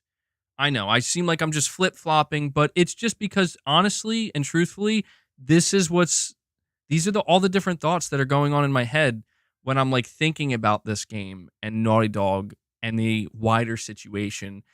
It's just like it's not as simple as I just feel one way about it. I have a multitude of different feelings about it, and honestly, I just it's hard for me right now to just settle on this is how it, like I only feel this way about it and this is what I've settled on. It's difficult because it's hard for me to say like yes, I'm okay with this ultimately and it's fine because it means we get more single player games from a beloved single player studio, right? Um because I can see the good in that, and there is a notion that presents itself, which is wow, Sony is not going to make that dumbass decision to convert one of their greatest single player studios to a live service and basically end them as we know them. Um, that is true, but there is that part of me, guys. How many of you were here at any point over the last 3 years during a stream where I talked to you about my hopes and dreams for this Last of Us multiplayer game? I know some of you were here for that, maybe most of you, and you heard the excitement in my voice. You heard just like how much I was expecting from this because I knew that they could do it. And I almost feel like maybe I'm just as dumb, man, to an extent. I don't know if dumb's the right word, but just as clueless, where I was talking about all of my hopes and dreams for this game while simultaneously talking about, oh, but they're going to still do single player. And it's like, why didn't I take a step back and say, well, hold on a second. How are they going to make this game, this live service Last of Us game of my dreams, and support it properly while still making single player games? I didn't ask that question. I didn't. And if I did, I asked it at a completely different time, and I didn't put two and two together and realize, wait, hold on now. So, if anything, I'm just kind of doing a little bit of reflecting myself here and just realizing that everything that I thought I was going to get with this game, all my hopes and dreams with how awesome this game was going to be, because believe me, man, I had plans to really get behind this game. And, it's just tough to just see, like, sorry, like it was all made up. None of it was real. I feel like, the meme of the astronauts in space, and I'm the one looking at the planet. And, Naughty Dog's got the gun behind my back. So it was never real. Yeah, none of it was real, bro. It was never real. it's, it's tough. But subtext, I understand what you're saying. And we cannot ignore that. And I have been trying my best to make sure I'm keeping that at the forefront of this conversation. And that is that, yeah,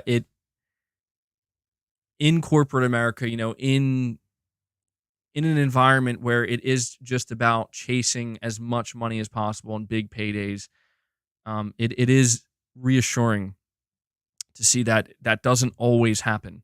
That we can kind of, even though bad things, the process itself in reaching that conclusion can be painful and shitty, but to come to the right place, is still nice it's nice to see that, So subtext, I appreciate that super chat, man. Michael Lynch, you're saying too many. They are the cream of the crop of Sony's first party developers. We definitely need more single player games from them. Yeah. Yeah. I mean, look, again, man, there are people absolutely cheering this on right now. And I don't blame them. Like, I can get behind that. Like, this is one of those. See, I feel like I'm in such an awkward position because this is one of those areas where I feel like people are a lot of people approach it with the extreme mentality. I'm not saying you guys are. I'm just saying I've seen a lot of people where it's like, oh, I hate live service and I love single player. I've seen other people where it's like, yeah, I don't care about single player games. I just like playing multiplayer or I just play live service. I see less of that, obviously, on this channel, but I have always been of the mind like we don't need to be in a we like it does like it, again it doesn't have to be one or the other. We can have both. We are allowed to have both, and that's how it should be. Um, but it's to get to that place. Well, it's clearly proving to be more difficult than maybe anybody anticipated for Sony.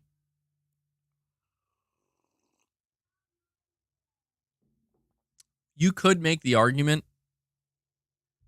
You could make the argument that the only true mistake that was made was Naughty Dog announcing this game and telling people about it.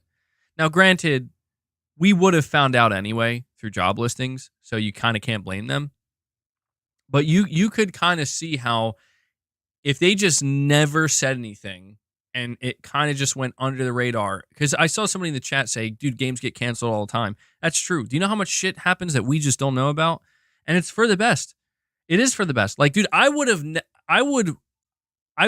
I could erase my memory of ever knowing about this game. You know, it would have just been better for me to just assume this was never a thing. They were working on a single player game this entire time, and it just suffered a couple delays, and that's why it took longer than usual. That would have been better. You know, it would have been better off that way. But they had to tell us about this because, again, man, like they announced it and they kept having to respond to fans who were like, "Hey, where is this thing?" Ignorance is bliss. Yeah, that's true.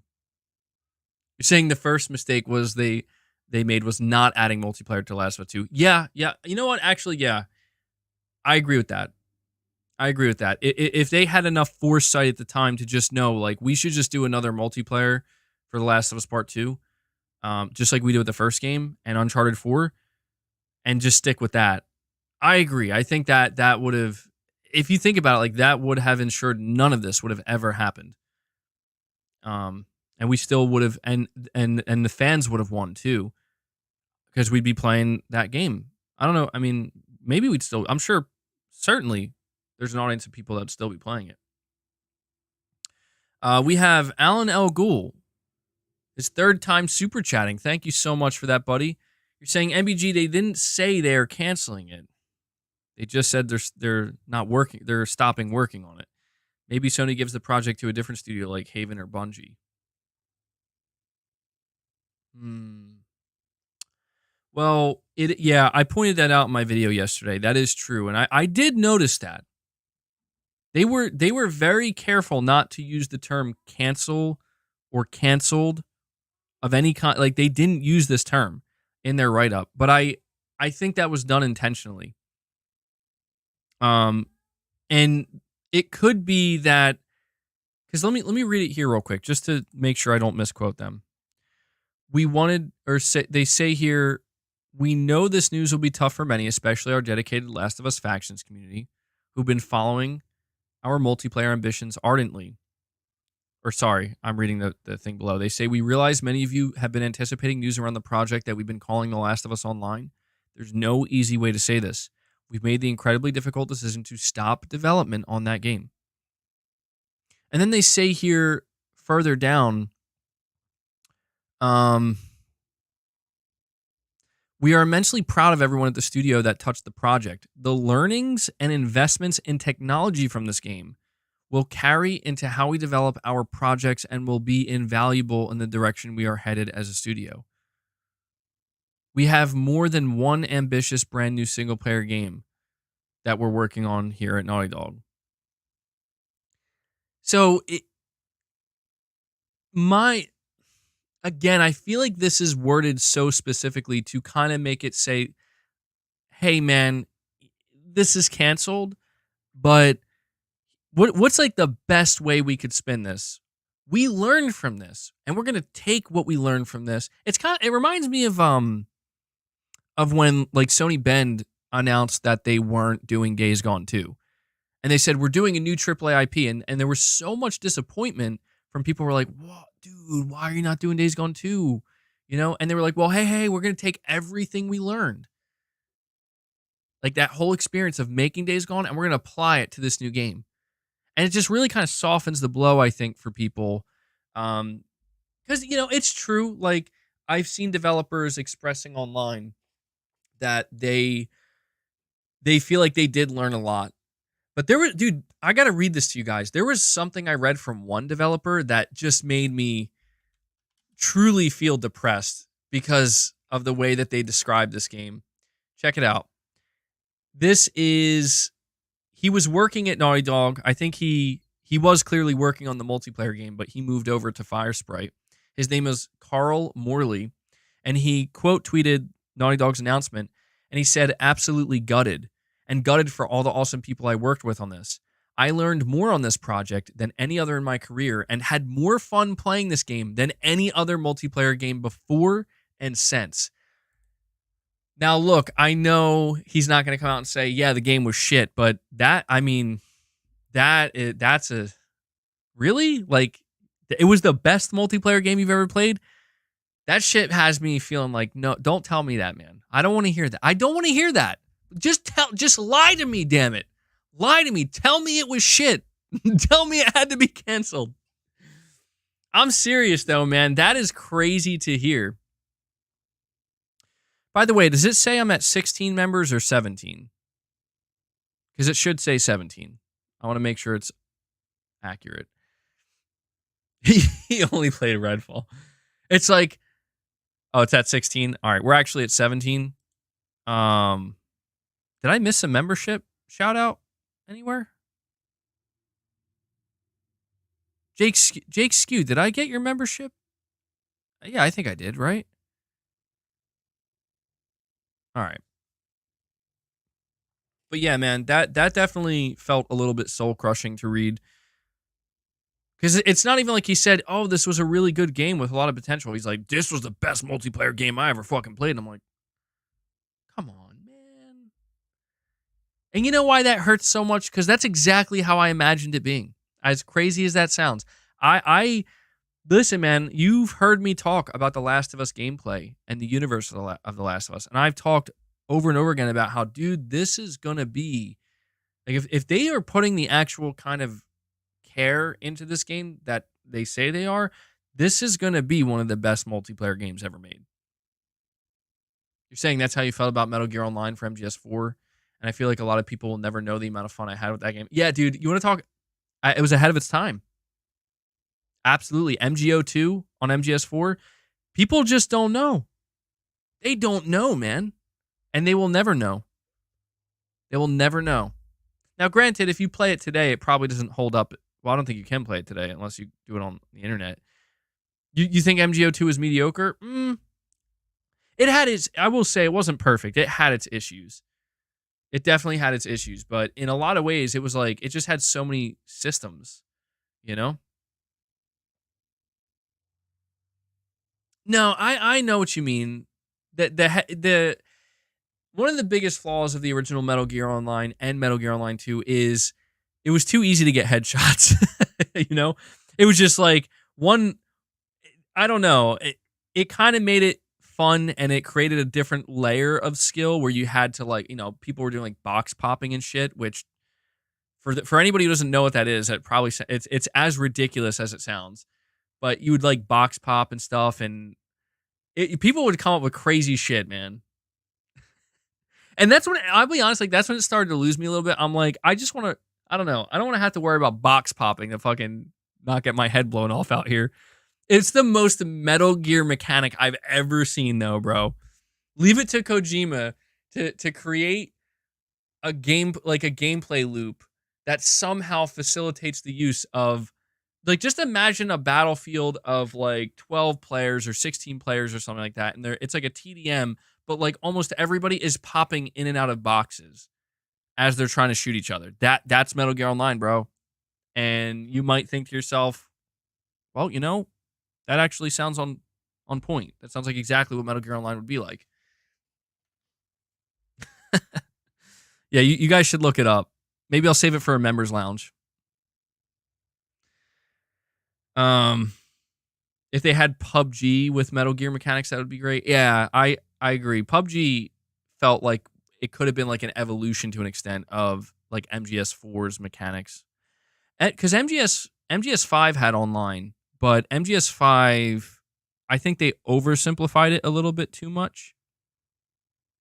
And I understand why they did that, but Anthony O with a super chat, and he says maybe Neil is Jim's replacement, and he made the decision to just throw it in the trash. I'm glad because Naughty Dog excels at single player, and I want more of those. Oh my dude, I would love to see Neil Druckmann become the president of PlayStation or the CEO just to see the meltdown, man. I would be melting down, to be clear. I would be melting down as well, but it would just be so fucking funny where it's like it would be insane to witness. But I don't think Neil Druck, to be honest, and I don't think this is offensive. I just think it's truth. I don't think somebody like Neil Druckmann is qualified to be the CEO of PlayStation. Maybe I'm wrong about that. I don't know. I just don't. I don't think Neil Druckmann would be a good PlayStation CEO because he just doesn't. I just can't even imagine that. You know, that's what would make it so funny. Angry Whale Watcher. So Anthony, I appreciate that, man, and I hear you. Naughty Dog single player, not a bad combination, right? Angry Whale Watcher says Mega Man 1 through 11 in PlayStation Plus Premium is a mega W. Angry Whale Watcher out here showing some love to PlayStation Plus Premium. I'm glad you're happy, man. See? There are people who love PlayStation Plus Premium. We have Ice Razo. You're saying, MBG, I said it weeks before the live service games are a big endeavor which take a lot of manpower. Blizzard had 7,000 employees for 4 games. Wow. I didn't know that. That is pretty wild, man. 7,000 employees for 4 games. Yeah, this is what I'm saying. I don't know. I don't know what Sony's plan is here. I mean, you think of a game like Concord. Concord is being made by Firewalk. The last I heard, Firewalk has about 150 devs.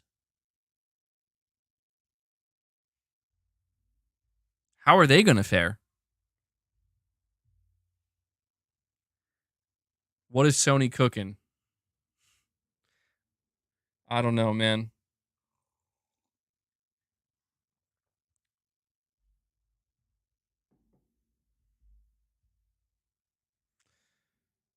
You're saying not fair at all. Well,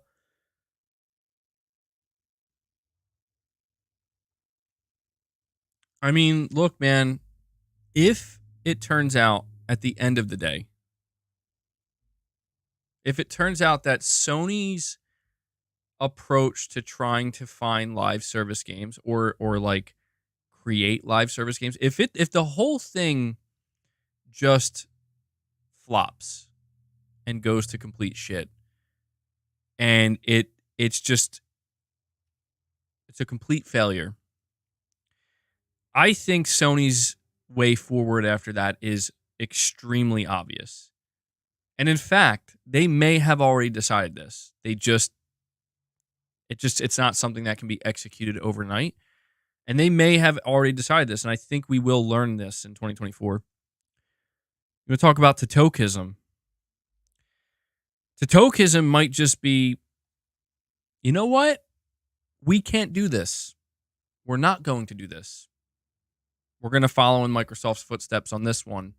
We're going to buy. Like, we're going to buy successful live service games. But even then, they might not. I think that's obviously what you would have to do if this doesn't work out. But here's a better question.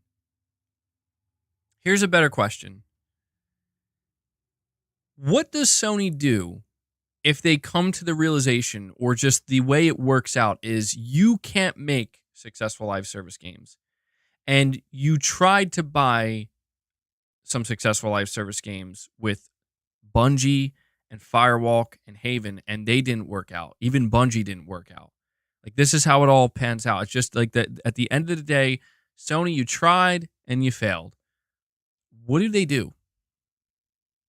That's truly my question, because it's like, I don't know. Like, I honestly do not know the way forward for Sony at that point, where I feel like something we could say is, well, they just keep making single player games. It's like, well, yes, obviously, like, that can't stop. That's their bread and butter now. But it's like, I guess I'm saying, if future profitability and growth, if that's where it rested on the shoulders of having a successful live service plan, then what do? I don't know.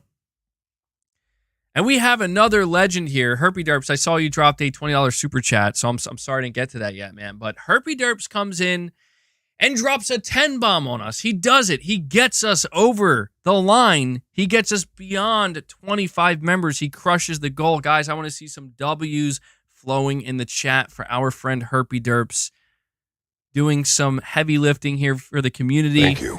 Appreciate it. I got to give you one of those, Herpy Derps, because we are now sitting at 27 members. Let me add that.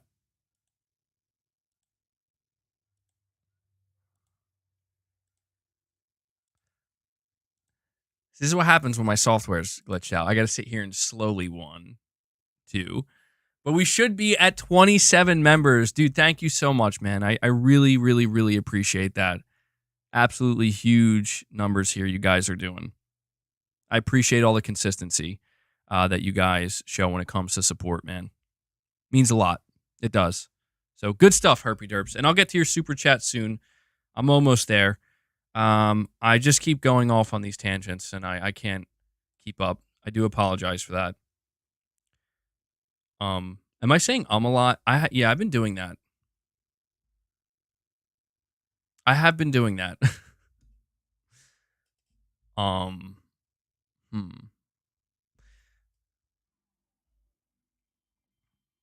right, let me see. You're saying everyone does? Yeah, I feel like sometimes it's worse than other, or at certain times it's worse than other times for me. I don't know why that is. You know, if I had to guess, dude, I'm on day. I streamed for like 7 fucking hours yesterday. And I was talking the whole time, man, and I've been streaming all week. I think it's just my brain. It just starts to slow down a little bit. It starts to burn out. I'm taking tomorrow off, bro. I am. Okay. Let me sort myself out here, so I can continue on with the because you can tell I'm a little bit flustered right now. And the only reason I'm a little bit flustered is simply because you're just sitting here listening and getting drunk. Well, damn, dude.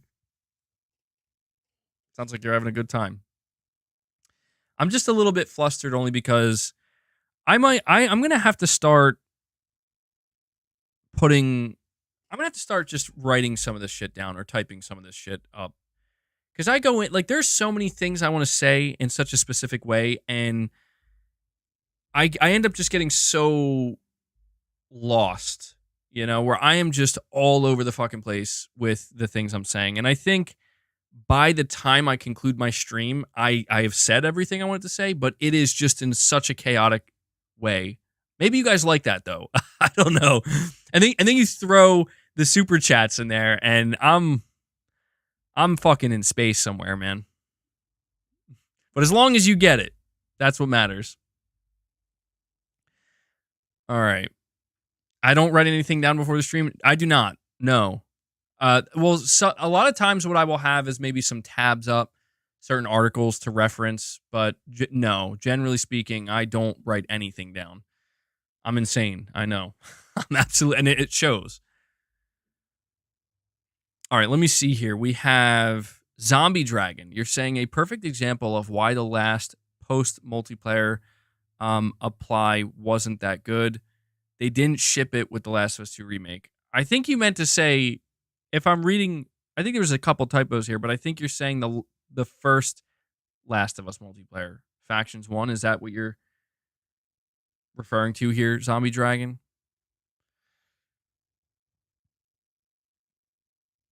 Or are you trying to say, another way I could be interpreting this is, are you trying to say that the multiplayer that they made for The Last of Us Part 2 wasn't very good, and that's why they decided not to ship it? No, sorry. You said remake. Okay, I get what you're saying. I get what you're saying. You're basically saying that they could have shipped their current version of this multiplayer game that they have with The Last of Us Part 2 remastered. But you're saying the fact that they didn't goes to show that maybe it wasn't very good. I mean, that is a possibility. It, to me, I don't know that I come to that conclusion. I don't know that I come to the conclusion that, oh, it wasn't good, when I'm reading a developer here that's saying it was the most fun he's had in a multiplayer game ever. You know, it's like, it makes me feel like, well, I don't know, these things just aren't adding up here.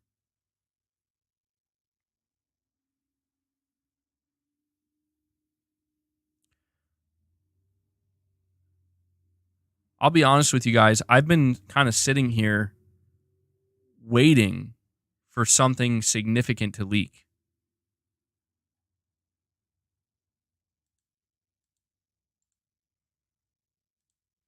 Give me 1 second. I'm trying to just save this here. I've been waiting for something to leak today, like a gameplay clip of some kind, because I just keep getting this feeling that we're gonna see this game, and I would love to see a leaked gameplay snippet, because if we are able to see that, I think it would really let us know. Like, we would be able to tell, like, oh man, that actually looks really good, or we'd walk away and be like, that looks trash. You know, it would be like one or the other. And I think it would just kind of, I don't know, maybe I should take that back, because if it leaks and it does look really good, that might just depress me further.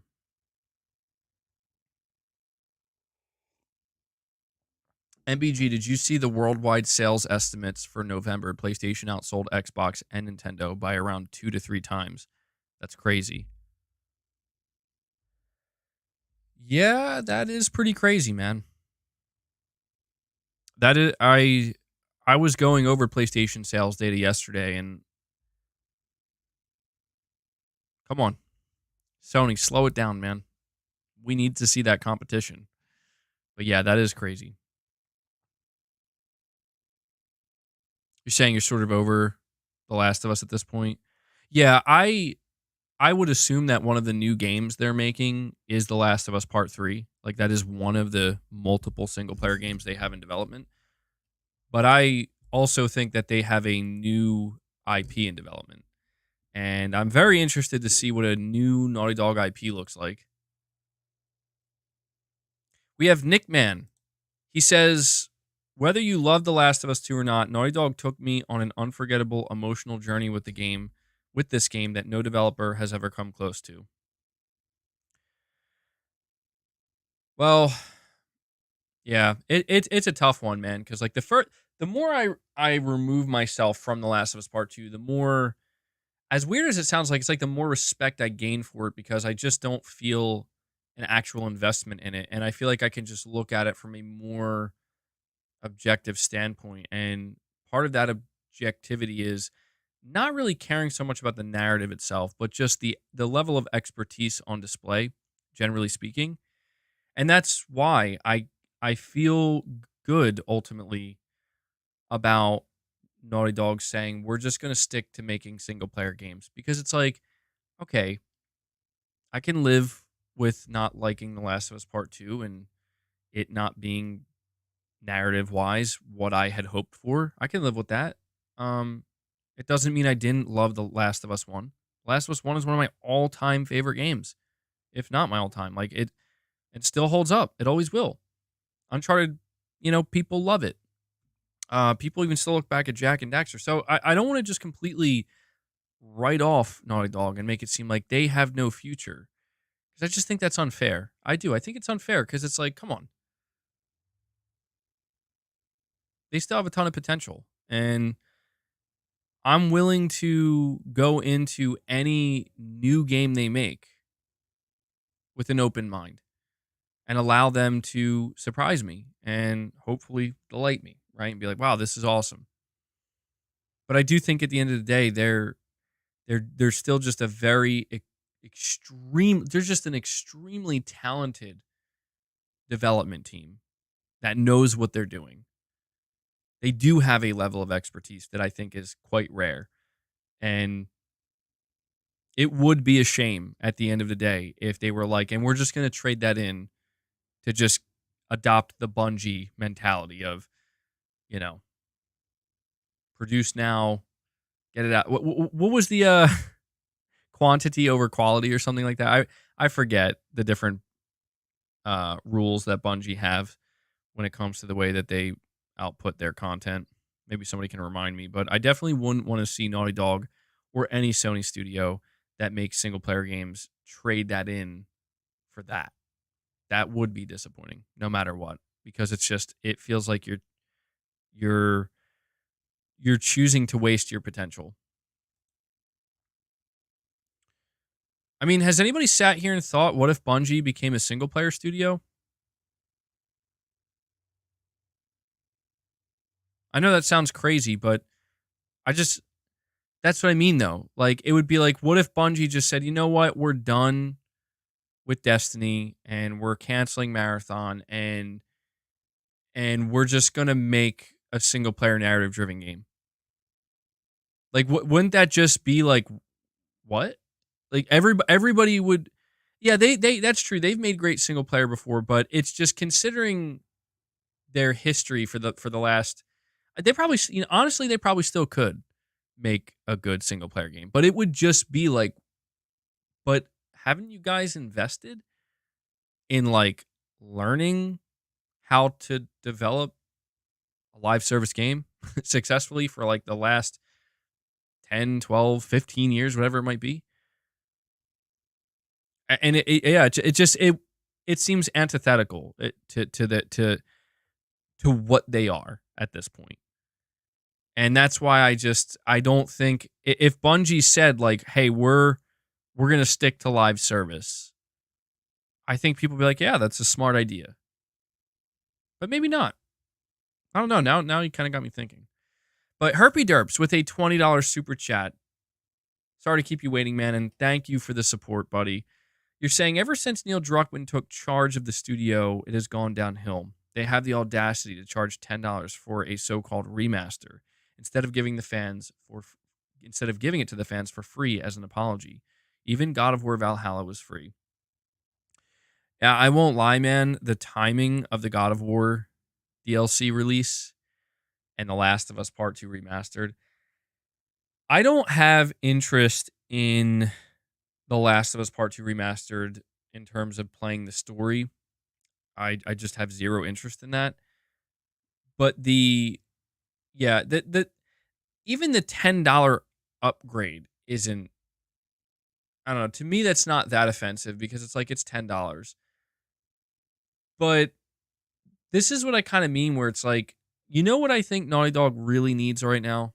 And I think Herbie Derps, this is a good example. Like, I think your super chat service is a really good example. Naughty Dog needs to win back some goodwill.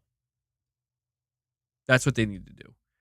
And I do think that they can do that. I just think it's going to take even longer now. But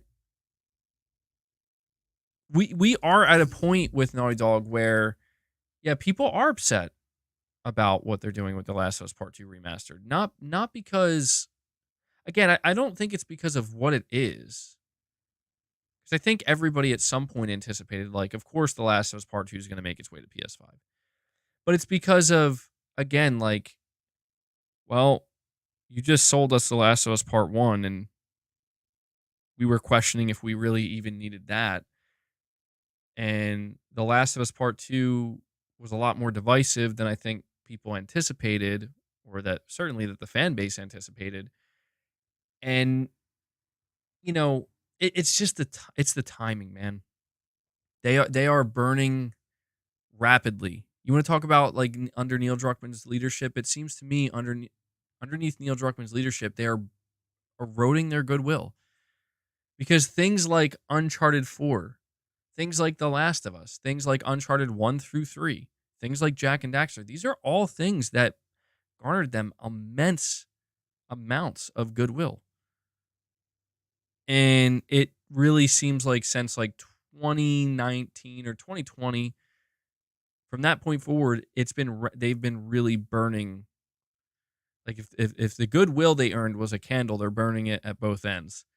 And I think the proof of that is what we see right in front of us right now, where we have a Last of Us Part 2 remastered that, let's be honest, probably not that many people were asking for. Now, granted, it's not the most offensive. It's $50 with a $10 upgrade, but again, uh, we still haven't announced a new game. And the other new project we were working on, we just had to cancel.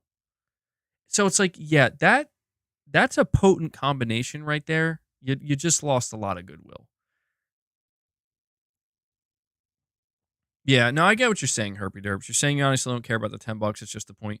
Well, let me ask you this, because I think this is a good question, and you don't. Everybody can answer this if you feel similarly to Herpy Derps. If Naughty Dog came out this May when Sony did their showcase, and they showed off a new AAA IP, and it was like a 2-minute.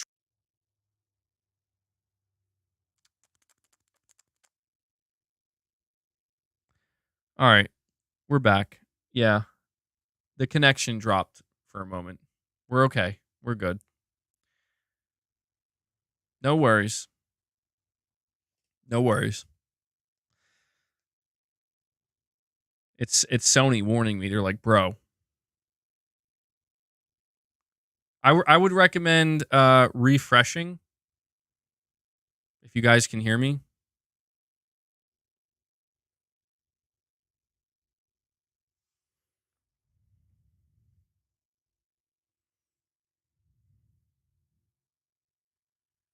Yeah, we're good. It's it's so awkward when that happens because it's such a delay. Like I was basically just sitting here like silently for a couple seconds because I was like, yeah, I know the connection came back, but it's gonna take maybe a minute or so for everybody else to be, for it to catch up. I hope I'm not on a delay now though.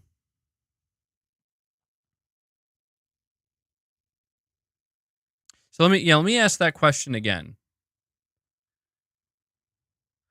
I was just saying, like, if this May when Sony did their showcase, Naughty Dog has a massive announcement at the show, and it's a brand new IP. It's like a 2-minute trailer. We get like a really good look at what this game's gonna be, the characters, maybe little tiny hints of some gameplay, and it looks awesome. Do we still feel as annoyed at The Last of Us Part 2 Remastered? I'm just curious what you guys think. Saying no shot, man.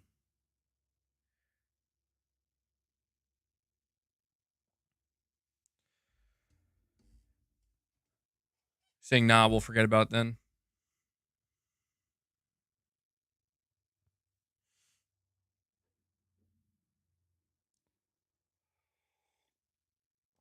Depends on how hard they knock it out of the park.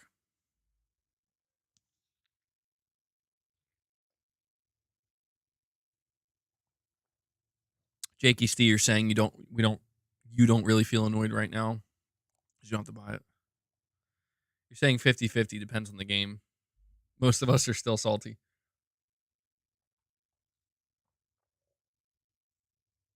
Well, I do think that there would still be a lot of annoyance. You're saying it's comparing apples to oranges. I guess it is, but I have a distinct feeling that a lot of people who were annoyed at it would end up being less annoyed for the simple fact that they're like, you know what? That seems totally unnecessary. I didn't ask for that, but you know what? You got a new game coming, and I'm looking forward to that. So I'm at least you got something new, and that's what I care about. You get what I'm saying? I think it would go a long way in making people feel better because to me, I'm telling you, man, this is the thorn in Naughty Dog's side right now, and it's that they don't have anything new to show, and they haven't shown anything new, and it's just been a lot of damage control recently, and a lot of business as usual. The damage control coming in the form of, well, we just had to cancel a game we spent years working on, and the business as usual aspect is, and here's a remaster. And people are getting, I think, just so tired of that because it's like, and I think people are more understanding than even they like to admit. Where it's like, we know why, we understand, like we get it, man. It's business. You're gonna do this. We get it, but I just think what's really hurting Naughty Dog right now is they're doing all this stuff while they're like the only thing they've been able to offer the fan base is just a couple words saying, "Yeah, we have a new game in the works," and it's like that's better than nothing, but it's not going to go that far. You're going to have to show it, get people excited, win back some of that goodwill. That's my opinion, anyway. You're saying you do understand, MBG, that they are a massive studio and have been doing 2 games before. What makes you think they have nothing to show? Well, that's the thing. I'm ready to be surprised. Um, Again, they say here, I want to read this last part. They say, we have more than one ambitious brand new single player game that we're working on here at Naughty Dog, and we cannot wait to share more about what comes next when we're ready. And, when we're ready, I mean, for all we know, they could be ready in a couple months. And I would take that. I've seen a lot of concern out there from people after what's gone on in this situation saying, man, is it going to be like 5 years till we see their next game? Are we not going to see their game till the PlayStation 6? Are we not even going to get a new Naughty Dog game during the PlayStation 5 generation? I don't think so. I think we will. If that happens, where it's like, yeah, we aren't going to have a game ready until the PlayStation 6, I would be stunned. I would be truly stunned because it's like the level of mismanagement there is like, whoa. It says here that we're at 28 members. Huh. That's kind of weird. I don't think it doesn't say somebody became a member, but I guess the numbers don't lie. I feel like if somebody became a member while not being on the stream, I think it would still notify me, right? Maybe not. But Herpy Derps, I do appreciate it, bud. We have Goldcast with a $5 super chat, and he says, I think the biggest takeaway from this is that it was a waste of time. Dev time and money wasted. Yeah. Yeah. I mean, that is one of the biggest takeaways because this did hurt Sony, man. It did. I don't know that it hurt them to a degree in which it's like, oh man, they're not going to be able to recover. No, they can and they will and they are. But it's like, I'll say Sony is lucky to have Insomniac. They are. They're lucky to have Insomniac. I'm not saying Insomniac is the only one that did heavy lifting. The Santa Monica with God of War Ragnarok, of course, Housemarque, Returnal, Blue Point with Demon Souls at the launch, Horizon, Forbidden West, of course. But it's just Insomniac. It's interesting because Insomniac is a PlayStation studio and Naughty Dog is a PlayStation studio, and I feel like they're just in total opposite positions right now. Where Insomniac has been absolutely on fire, and whether or not you enjoyed Spider-Man 2 or not, it doesn't take away from the fact that they still like their output has been next level. And my only hope now is that maybe Naughty Dog can really shift gears here and put the pedal to the metal and really start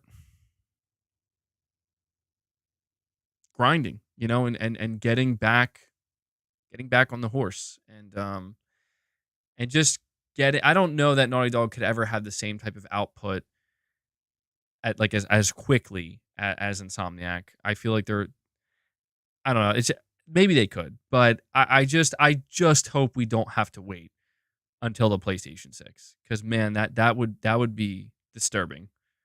That would be terrible. But yeah, big waste of time, dev time, and money, certainly. Josh Z with a $10 super chat. Thank you, man. You're saying I feel bad for all the people who were looking forward to this game. It reminds me of Final Fantasy Versus 13 getting scrapped for PS3. The concept was awesome, but Nomura was forced off the project to finish Kingdom Hearts 3. Yeah, that's something that I'll be honest, I don't know anything about. But these things, I should say this too, and Josh, I'm kind of glad you brought this up because something I did not mention, and it should be mentioned certainly during this conversation, is that these things do happen sometimes. For as much praise as I give Sony and I give PlayStation and PlayStation Studios, and for as much as I um, enjoy what they do, they're not immune to these types of mistakes or problems. And even even during times of success for Sony, like right now, these problems can still occur. And that's what makes things kind of awkward in a way, but it just reveals the nature of the video game development. Um, I don't know, just what it is, right? The video game development pipeline across the industry. It's like we all know it's not easy to make games. We all know that it's difficult to make a great game and consistently make great games and that it's easy to kind of mess up or make mistakes. But it's just so interesting to me that, you know, this past week it's kind of been it's kind of been kind of it's kind of been wild, right? We got on one hand, here's some free God of War Ragnarok DLC that's going to blow you away and shock you in terms of what you expected, right?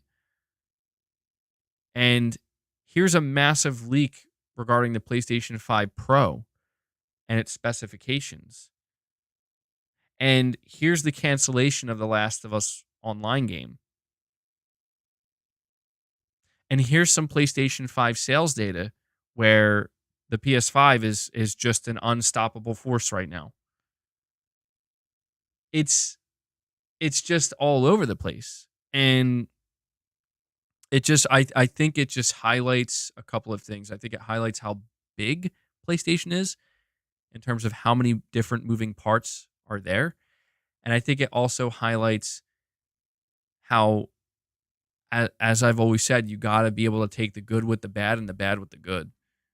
I think that's exactly what this situation is. Yeah, and here's the new CEO, by the way. Here's a Jim Ryan cookie. I still can't believe they did that. So, Josh, I appreciate that super chat, man, and I'm glad you kind of brought that up because it again, it's not just Sony here. Um, it happens all around, and you hate to see it every time. You're saying also companies do experience lulls. That's true too. That's true too. We have Ice Razo. He says there's also the problem of Fortnite. Epic loves to copy games that are popular. If Sony comes out with a game that's popular, then Epic will copy it. Ice, are you trying to imply that if The Last of Us multiplayer came out and was a really big hit, that Epic Games would feel like we have to do that now? I doubt it. I mean, you're not wrong. I get what you're saying because Fortnite copied PUBG and it won though, man. Like it actually completely overshadows. Like PUBG's practically irrelevant now, frankly, and Fortnite is more relevant than it's ever been. So I don't think that would happen. I'm more inclined to believe at this point it might be the other way around, and I think it has been for a little while now, where I think more developers and publishers, and I'm not saying Sony, but I think devs and pubs are more inclined to even to just look at Fortnite and say we should probably try to do something like that. And it's such an interesting thing to think about that. Well, Fortnite, does anybody remember what Fortnite was originally supposed to be? It's so funny to think. Herpy Derps, you're heading out, man. Well, I appreciate you hanging out. And again, I appreciate the support. Thanks, man. Hopefully I'll catch you on Sunday. Yeah. I don't think was it a tower defense game? I just remember it was, yeah, I think you're right. It was like a tower defense game of some kind. Supposed to be more like Minecraft zombie tower defense. That's so funny.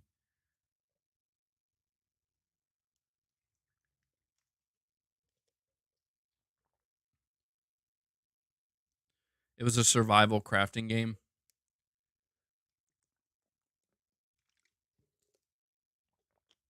Well, they saw the success of PUBG and they said, "Let's try it. Fuck it. Let's give it a shot." There's always a little bit of luck involved, man. No matter what. Perfect image. You're saying, bro, saying a hum doesn't define you. You're just gathering your thoughts. Oh, you're saying okay. Like when I say why I say that I do it. You're saying just be you. Overall, at least we see the up and down of Sony before 0324. I know you meant to say 2024, dude. The year 0324. Shit. I don't think Sony existed then, man. Now, I appreciate what you're saying. You're telling me you don't mind when I say because you know I'm just gathering my thoughts. I'm really curious to see Sony in 2024. I know I've been saying that for months now, but obviously as we get closer to the end of this year, we're just a couple of weeks away from being in 2024, and I firmly believe next year is one of the most critical years for the PlayStation brand in its history. And I don't say that lightly.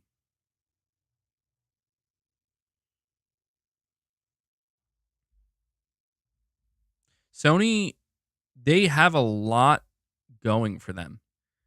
They're not in some kind of dire position. Far, far from it. But an area that they have been struggling with all year that they would do well to correct and at least try to improve upon is the public relations side. I mean, of course, the games, but that's the thing, man, is like that is part of it, right? Where I don't feel comfortable just simply saying games because we are getting games, at least for the first quarter. Obviously, the rest of the year, we're not so sure, but I don't believe for a second we're not going to get games. I'm just at a point where part of the public relations is showing those new games, you know? Like, hey, PlayStation fan base, join us for this new showcase where we're going to show you new and exciting games that we know you've been eager to learn about. And then we walk away from that show and it's like, man, we got some Wolverine. We got Sony Ben's new IP. We finally saw Naughty Dog's new game. We saw Blue Point's new game, and we saw some of their live service games and a bunch of third party. Shit's looking great. Now, of course, if Sony doesn't have anything to release for the rest of the year, that's a problem. But the assumption is they will. But it's just talking to the fans in a way that can just simply get them excited. I feel like this is something Sony truly fucked up this year, more than I've ever seen. I'm not saying they didn't do anything this year to get the fans excited. They just talked to us at the Game Awards. And I think they said some pretty good things. It wasn't the biggest announcement, but again, they're like, hey guys, here's some God of War DLC. It's like, thanks. That's actually awesome. But I think you guys know what I'm talking about at this point. I think everybody universally understands what I'm talking about at this point. I still have a super chat from Alexander P and Captain Hook. So let me see. Alexander P, first off, I want to thank you that this is your first time super chatting. I appreciate that, buddy. You're saying, do you think Neil Druckmann is simply too busy with his involvement in The Last of Us HBO to give Naughty Dog the leadership they need right now? I thought about that. It's kind of interesting to me that so much of this seemingly has happened when Neil was, he was extremely involved in The Last of Us HBO. And they have The Last of Us Part 2 or The Last of Us HBO Season 2 coming. He's going to be extremely involved in that. I do worry about that. Where it's like, look, man, if he's supposed to be an integral part of leading this studio in its entirety, I just don't know. Is he spreading his time too thin here? Right? Like, is he not going to be able to be what Naughty Dog needs? And it's worth noting that Evan Wells retired, man. So Evan Wells isn't running the ship anymore. He's not there anymore. New leadership could be on the docket. Yeah, it could be. But right now, it seems like Neil's fine. So, yeah, Bruce Straley. He's been gone for a while. Amy Henning's gone. It's just Neil now, really. I mean, there are other names. But we'll have to wait and see. So, Alexander P., it's a good question, man. And maybe there's a chance he will be less involved with Season 2 of the HBO series this time. And maybe it'll have to be that way because it's like, well, we're working on multiple single-player games. So I can't really worry about that right now. Captain Hook, you're saying, do you think that God of War DLC was a scrapped game as a service? No, I don't think so at all. I've played, I didn't play the whole thing, but I played a good chunk of it. And no, I think it was, I think it was a way to deliver some unique gameplay, like a unique gameplay experience in God of War while reusing everything that's already there. But they did, I don't want to spoil anything. There's some new stuff there. I'm just going to say it. I don't think it's a spoiler because like if you played the first hour or hour and a half of it, you encounter it. They remade some stuff from the original God of War in this DLC. So when I say new sections, they're not technically new because they were featured in like the original games, but they were remade and so like there was work that went into it. I don't think it was for a live service game. No. I think that this was the intent. There was clearly always an epilogue for this new telling of Kratos' journey, right? Where when Cory Barlog said that, I have the entire Norse saga written out from start to finish, this was clearly the end point. And I think that during development of Ragnarok, they decided, you know what, we'll segment this off, and we'll use it as an opportunity to create a different type of gameplay loop that we have never done before. And I don't know how people feel. How do you guys feel about the Valhalla gameplay being a roguelike. Do you like it? I mean, to me it's not bad, but for me it's kind of it's a little bit conflicting because it's like I understand why people would be a little bit disappointed because it's like, well, you are getting some new story content, which is awesome, but you just kind of wish that maybe there was like, you know, um, because that's the tough thing about a roguelite or roguelike experience is that if you're not, you have to be in a certain frame of mind, I think. And for me, what was a little bit jarring is like, wow, I don't know, man. I've gotten so used to playing God of War a certain way. It was jarring to experience such a dramatically different type of gameplay loop in this game. But it was well done because I want to say the thing that Santa Monica nailed with this DLC is they perfectly executed the balance between sprinkling story in there while maintaining a gameplay loop that is frankly super repetitive because that is the nature of a roguelike. It's just repetitive gameplay. Um but it's like the different dialogue that you are rewarded with. Like, oh, you're back here doing the same thing again, but when you reach the end, you get rewarded with a new piece of lore or new piece of the story, a new piece of the puzzle, I guess. And to me, it's cool because I think the God of War Ragnarok Valhalla DLC was basically a puzzle, putting together a puzzle, and every time you succeed, you're like rewarded with a new piece of that puzzle, and then by the time you beat it, you get the whole thing. And I think they did it really, really well. So that tells me, like, to answer your question, Captain Hook, it was done so well that I do not believe for a second that they were ever even considering making some kind of live service God of War game. I think that this was always kind of the intention.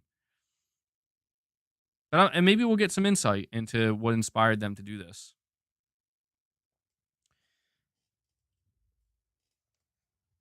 All right, let me see here. Trying. So I wanted to throw this in here. This was, dude. I cannot say what is trending on Twitter right now. But if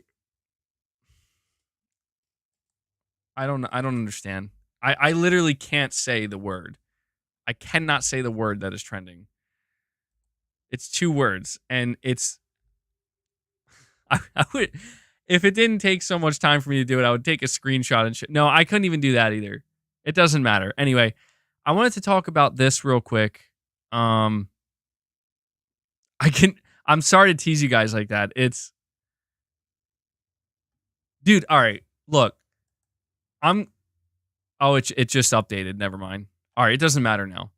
You know what is trending though? Larian Studio is trending. And apparently they addressed the question as to whether or not Baldur's Gate 3 will be making its way to Game Pass. And the CEO said, "We made a big game, so I think there's a fair price to be paid for that."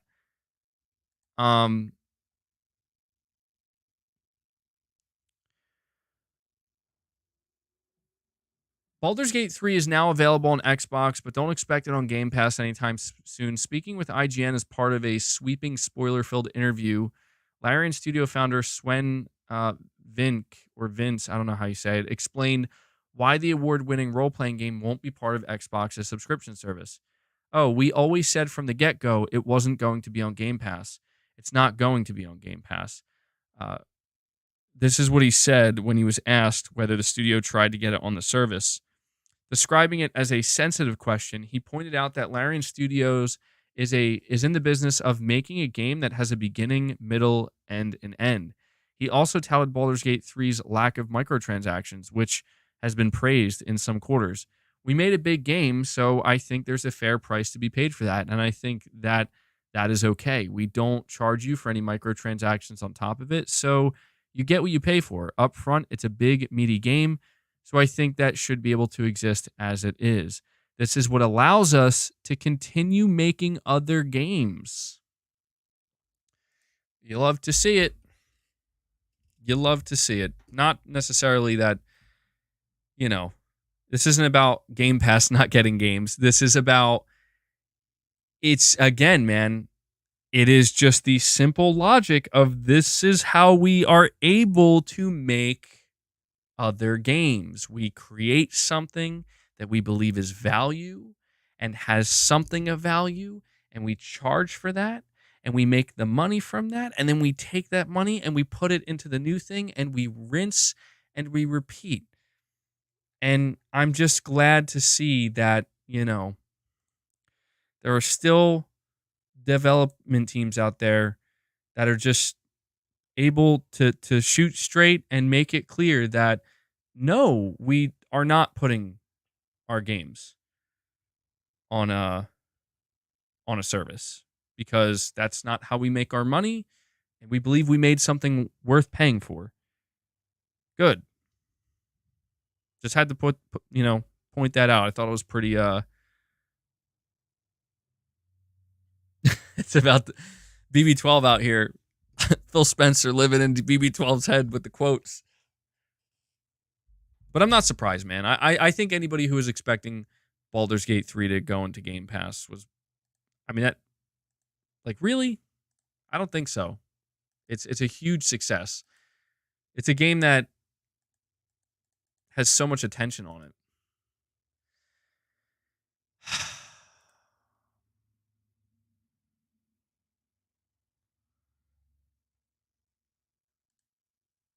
All right.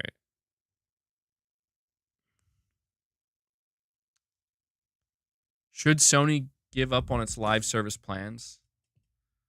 Sorry, I'm just checking to see now what some people are saying here.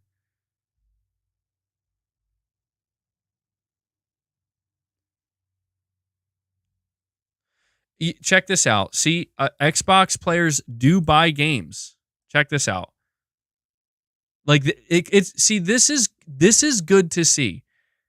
This is who is this? The director of publishing at Larian. He says, shout out to the Xbox players who bought Baldur's Gate 3, who put Baldur's Gate 3 in the number one spot. It does mean a lot to see you guys buying the game, having waited so long. You never know how these things are going to go, so it means a lot. See? Good shit. What do you know? Microsoft, bro, your own audience is out here showing that, like, we will buy games, bro. Like, if it's good, we'll buy it. I love to see it, man.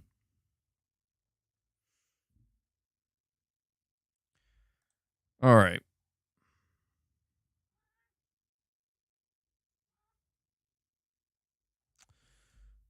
Leia's like, I need to get out of here. Let me check one more thing here.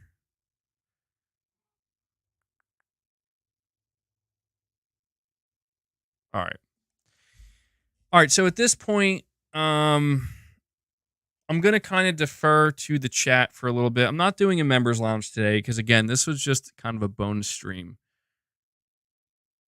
So what I'm going to do for the remainder of this stream is just kind of chat with you guys directly. I feel like I've said everything I had to say. I honestly, I think we might bring this topic up again on Sunday briefly, but I don't know. Oh yeah, true. CES is happening in January, so PlayStation should be there.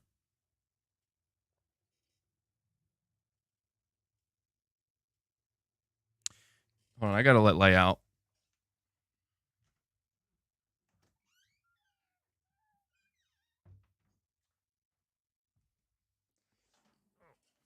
These cats, man, I swear, they cannot make up their minds.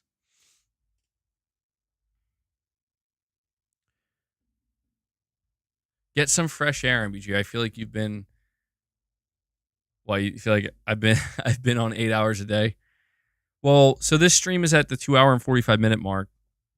I didn't get as nearly as much sleep last night as I wanted to get, unfortunately.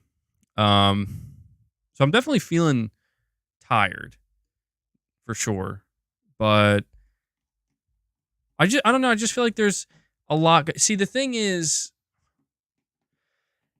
usually how it goes is the last I don't know if it's the last 2 weeks, but the last week and a half, basically like the last 10 to 12 days, give or take, of December, things usually come to a complete halt, which is normal. Like it's the holiday. But I mean, like in terms of if I'm still looking to create content of any kind, it can be really difficult because it's like there's nothing going on, bro. Hey, stop chewing my damn wire. God damn it. Why do you do that, boss? I'm right here, bro. But it can be really difficult to create any type of content if there's just nothing at all happening. And it what's interesting is it seems like right now there's a lot happening. So, I'm just trying to create the content as it's there or talk about these things as they're happening. And I don't mind. I'll take breaks when I need to. It's not a big deal.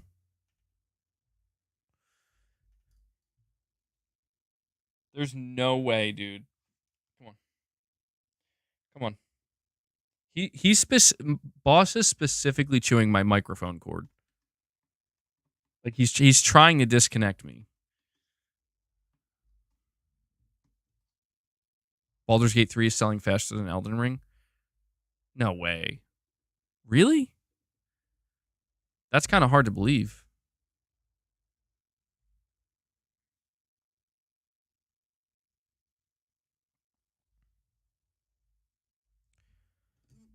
Roofer Man says, no, that doesn't fit the PlayStation fanboys narrative, so it must be a lie. Got no games, Xbox, don't buy this, Xbot, that, blah, blah. This is why Xbox guys don't argue with these fanboys. Dude, Roofer Man, I don't know what you're smoking, man. All I see on like Twitter are Xbox fanboys. Like, granted, listen, I understand.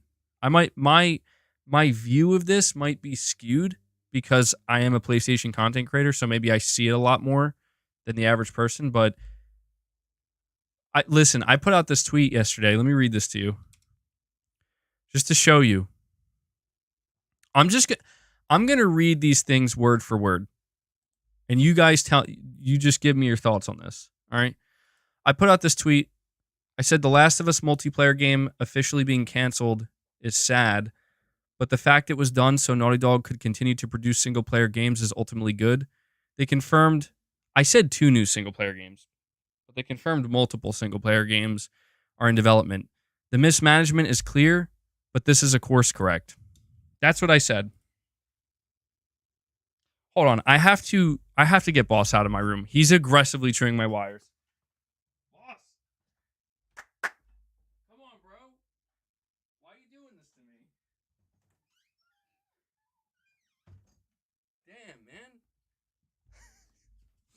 I'm sorry.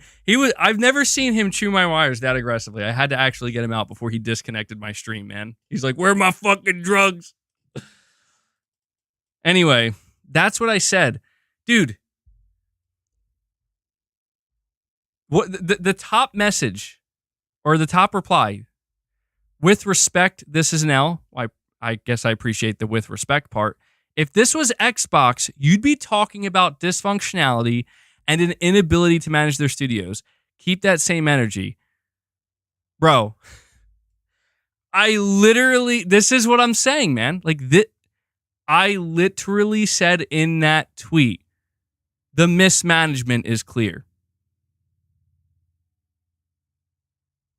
I'm telling you, man, it's people, this is what I mean. They just throw this shit out here. If it was Xbox, yeah, but it's not. It's not Xbox. Oh, wait, you're telling me I should treat the situation with Naughty Dog the same way what happened with Redfall? We should treat it the same way? Because they're the same type of studio, right? It's the same situation. Or with Halo Infinite, it's the same, right? It's not the fucking same. Like, why do people think it's the same? It's not. It's not even close. It's bad. Yeah, they do have a commonality. And that commonality is there's something going wrong here. but they're not the same. It's crazy. You think it is? If you could listen, I'll open the floor here. If you could I see two people saying it's the same. All right, well, if you can explain to me how it's the same, like where if you could tell me word for word how it is the same, then yeah, maybe I'll walk back what I said and say maybe I'm wrong. I'm willing to do that. It's just from my perspective, it doesn't look the same. It looks bad. Like they're both bad situations, or well, I guess it depends on which one we're comparing here. You'd like me to explain how it's not the same? Well, I could do that too. To me, what the reason why they're not the same is because, all right, well, I have to ask you guys, what exactly do you want to compare here? Do we want to compare? Because again, the person brought up, if this was Xbox, right? Do we want to compare it to Halo Infinite? Or do we want to compare it to Redfall? I think we should compare it to Halo Infinite because that's a bigger, more established studio, I think, an IP, or it's more important to Microsoft. All right, let me tell you why I think they're not the same. When it comes to Naughty Dog as a studio, okay, they have a history. Their history defines them.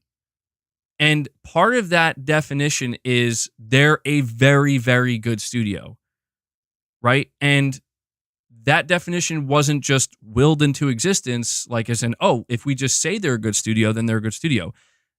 It came from decades of creating specific types of games and getting better and better at creating those specific types of games until they eventually peaked with games like The Last of Us and Uncharted 4 and The Last of Us Part 2, right?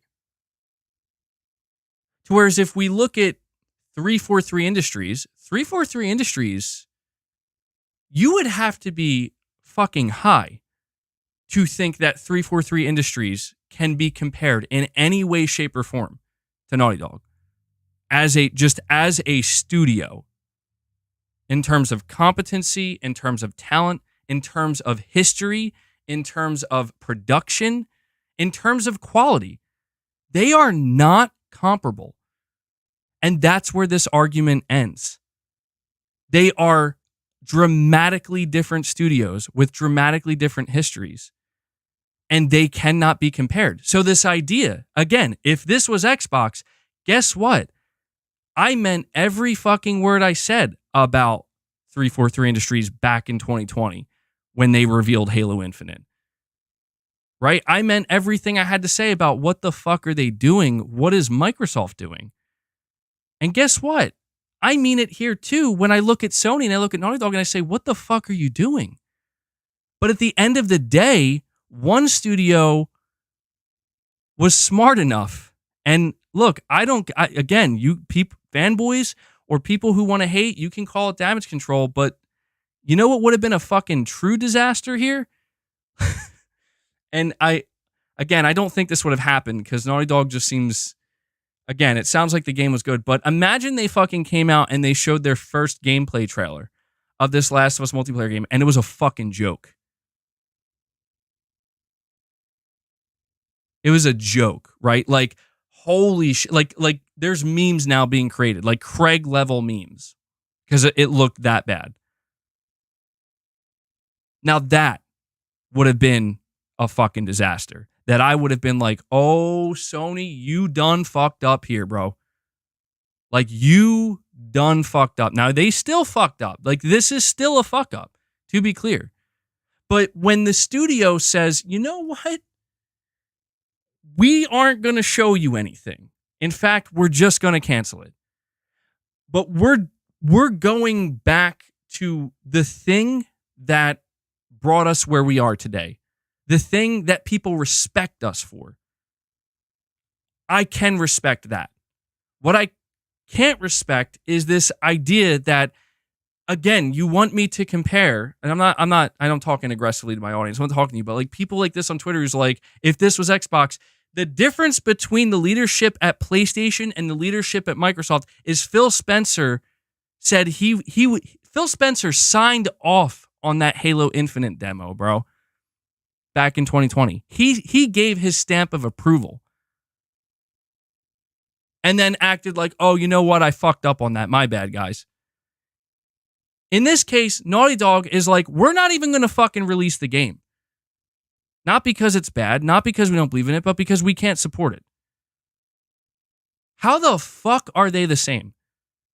How am I supposed to have the same level of like, wow, I'm so appalled when they're just two different things fundamentally? Now, if somebody says, well, what you should say, MBG, is that Sony mismanaged. Oh, wait, I did say that. Okay, well, all right, MBG, maybe what you should say is, Naughty Dog just isn't the same as they used to be. They haven't fucking released anything since The Last of Us Part 2. How am I supposed to, what does that even mean? I mean, if you didn't like The Last of Us Part 2 and that was your cue that they're not the same, fine, fair game. I didn't really enjoy the story either. Okay, well then maybe what you should say is that Sony's really fucking up. I did say that. Sony has fucked up. They fucked up here with Naughty Dog. They fucked up here with this situation. See, this is what I don't get from these people, is what they really want me to say. And this is where these people need to start being more honest. They want me to come out and they want me to say, you know what? Microsoft is better than Sony now. Microsoft is doing better than Sony now. That's what they want me to say. And you know what? I don't feel that way. Like, at all.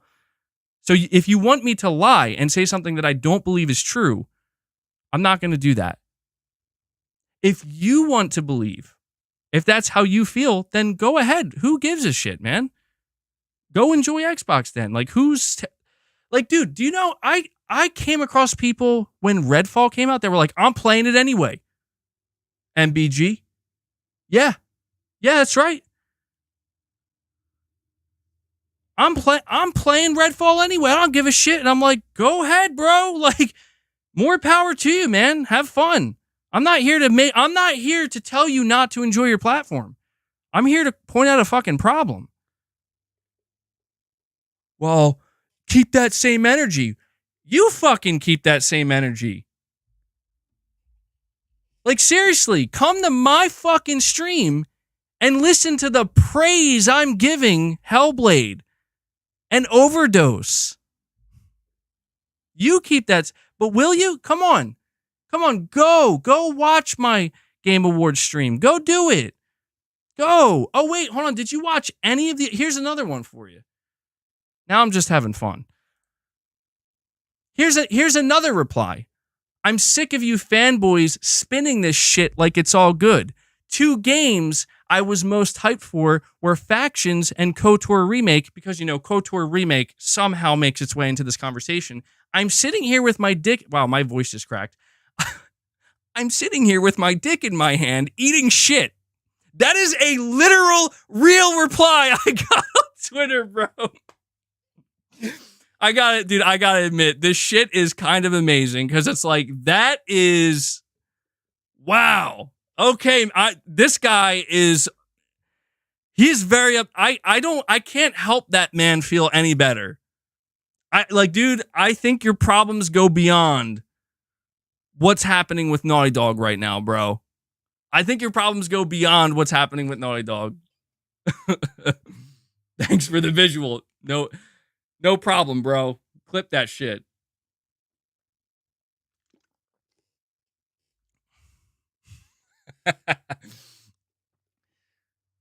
That's good shit, dude. But that's the thing. Like, this is how upset I'm making people. I'm tired of you fanboys spinning this shit like it's all good. I literally said it's mismanagement. It's not good. It's fucking bad. It's an L. What do you want from me, man? Like, what do you want from me?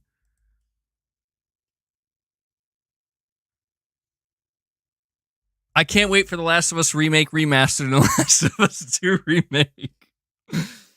Oh man, that's gold. Oh, dude.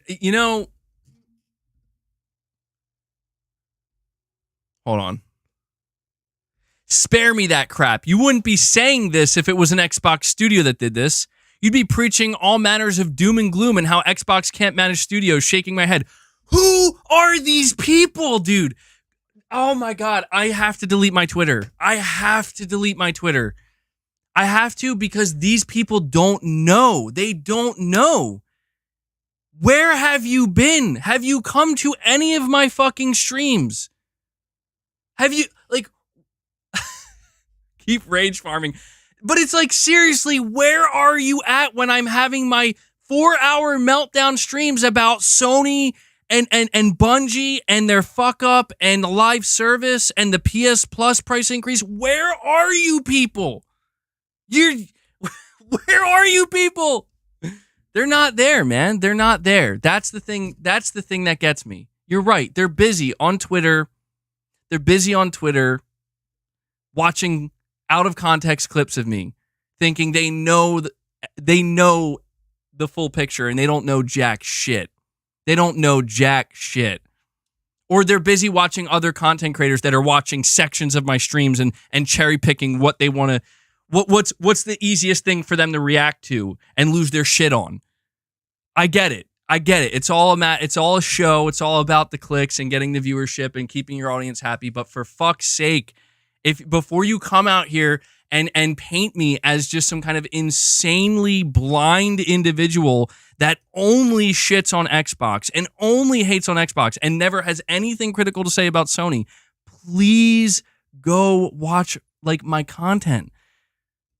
And here's the thing. If you're going to have some kind of snarky reply where it's like, well, your content's too boring, well, then what the fuck do you want me to tell you, man? Like, then you just, it's like saying I want to fucking tell you my opinion on a fucking book without reading it. Like, then your opinion's totally invalid. Like, just totally and completely invalid. I'm just going off for the fuck of it at this point, man. But yeah, you're damned if you do, you're damned if you don't. Dude, I got people were replying me with this clip. People were replying to me with this clip of I don't know who it is. It's another YouTuber, I think. But he was basically saying that, like, Naughty Dog is garbage or shit or something for using the line in their write-up that, like, oh, we're going to go back to... We had to choose between single-player games or whatever, and we're going back to single-player games. And he was like, shut the fuck up, bitch. Like, shut up. And like, dude, people were using this clip against me. I'm like, I genuinely am trying to understand... Are we supposed... Hold on. I just need to know, am I supposed to be mad at Naughty Dog for saying they're going back to single player games and not doing... I'm serious though. Like, is that it? Because I can get that. But if it's a more nuanced thing where it's like, well, no, like, we're pissed because we want them to deliver a multiplayer experience that they promised us. Okay, I can agree with that. That's fucked. But this idea of, like, we just have to be mad, like, perpetually, like, just universally mad, and that's the only thing we're going to be at what they just said here. It's like, I don't know, man. I don't agree. I don't. And, like, if that makes me, like, spineless, then whatever, bro. But, like, I'll take some more single player games, yeah. I mean, I'm not gonna, like it just feels so awkward. Like, I'm supposed to be mad that we're gonna get more single player games? What exactly is being said here?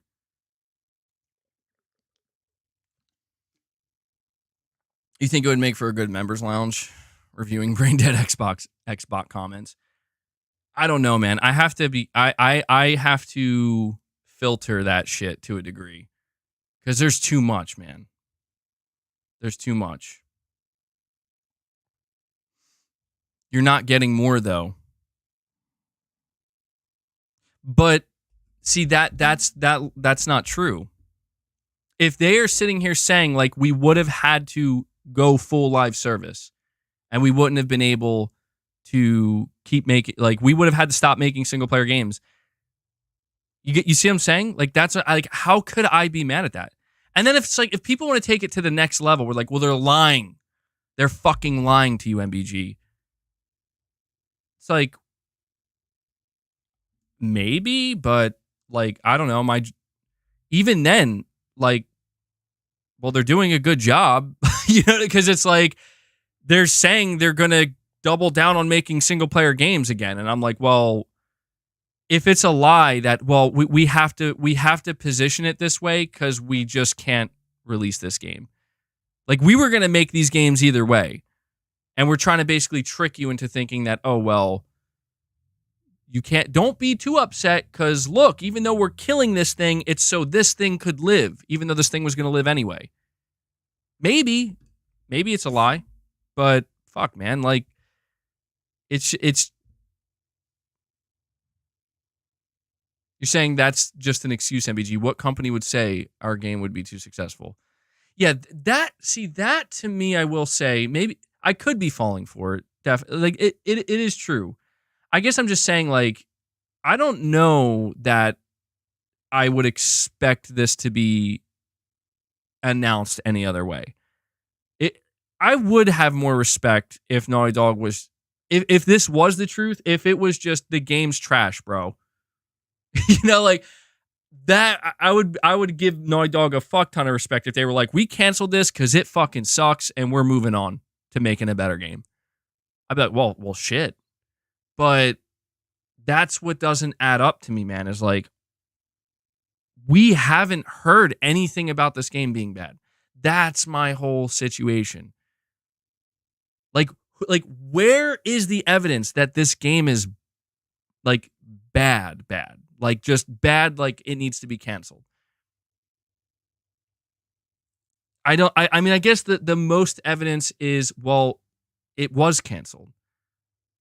But I don't know. It's a possibility. I'm not saying it's not a possibility and there's no way. I just don't know that I believe it. Where's the evidence that it's good? Well, I would say we have more evidence that it was good. And granted, it is. This is why I'm saying we need leaked footage. If we get that leaked footage, we're going to know real quick. We're going to know. We got a leaked image, so we're getting close. But I get what you're saying, man. I get what you're saying where it's like we don't have a ton of evidence that it was good, but it just, to me, there's more evidence out there circulating that it actually was going to be good.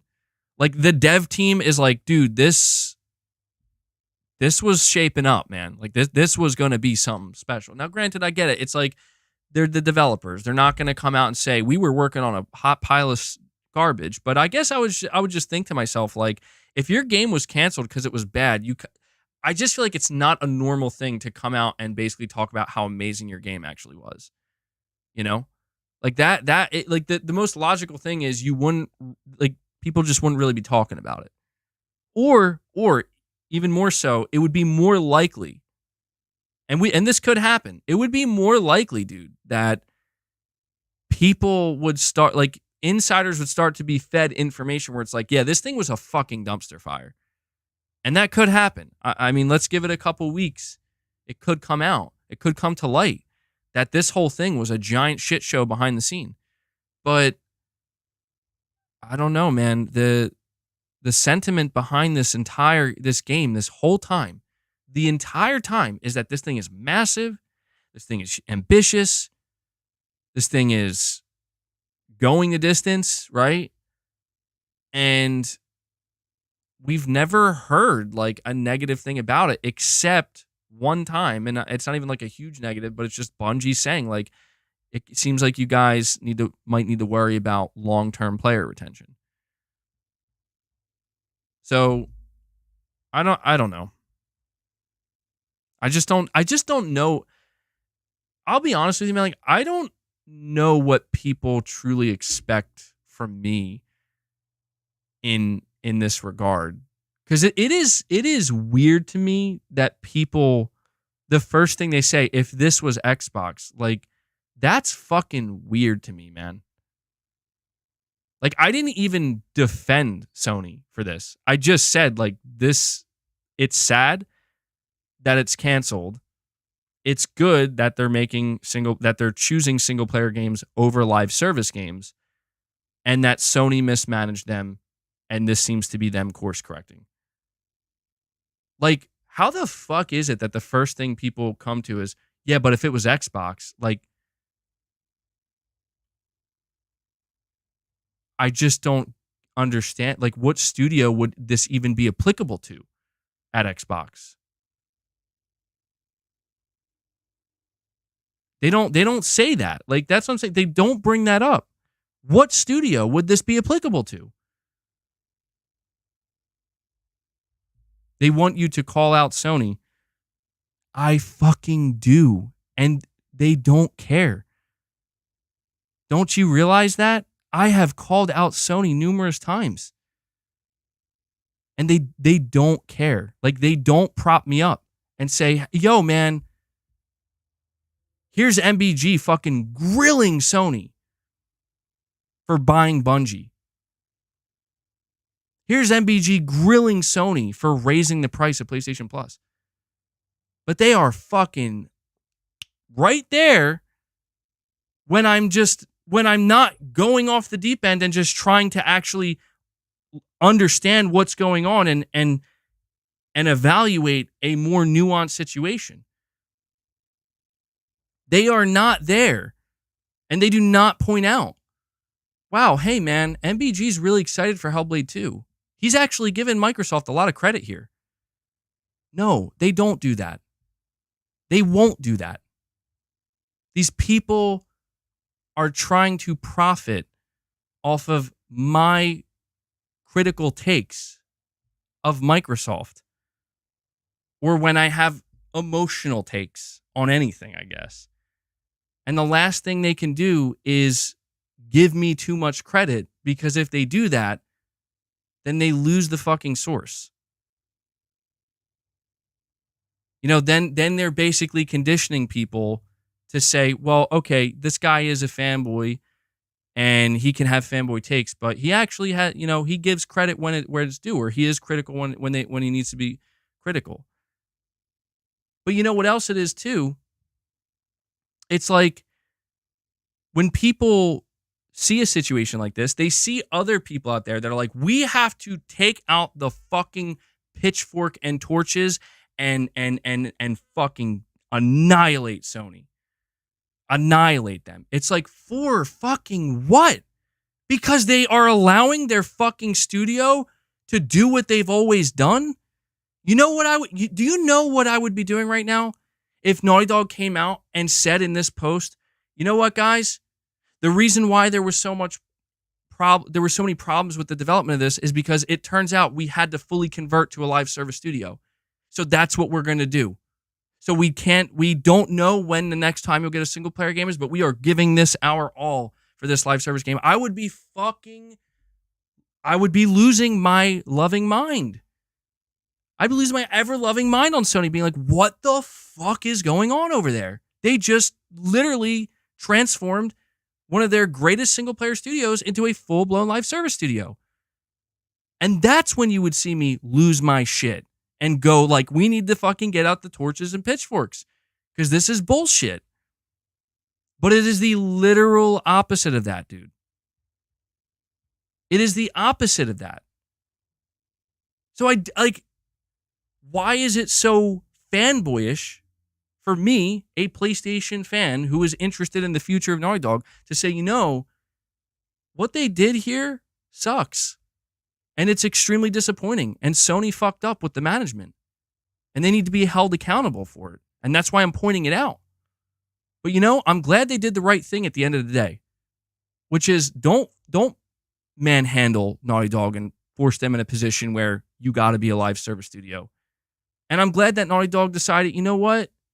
We don't want to convert into that, so we're not going to. We're going to make single-player games. I don't understand. What is fanboy about that? What is so does that really sound so that's a positive spin? Everything's great? Is that what people hear when I say that? Cuz that's not what I hear. Cuz who knows? Who knows? Who even knows that these single player Naughty Dog games are going to be what we want them to be if they're going to be good? Well, I mean, I guess they'll be good. I don't think they'll be bad necessarily, but it's like when we talk about The Last of Us Part 3. Some people are like, "Yo, that's going to be garbage. I don't want a Last of Us Part 3." A lot of other people are like, "Yo, I want that right now."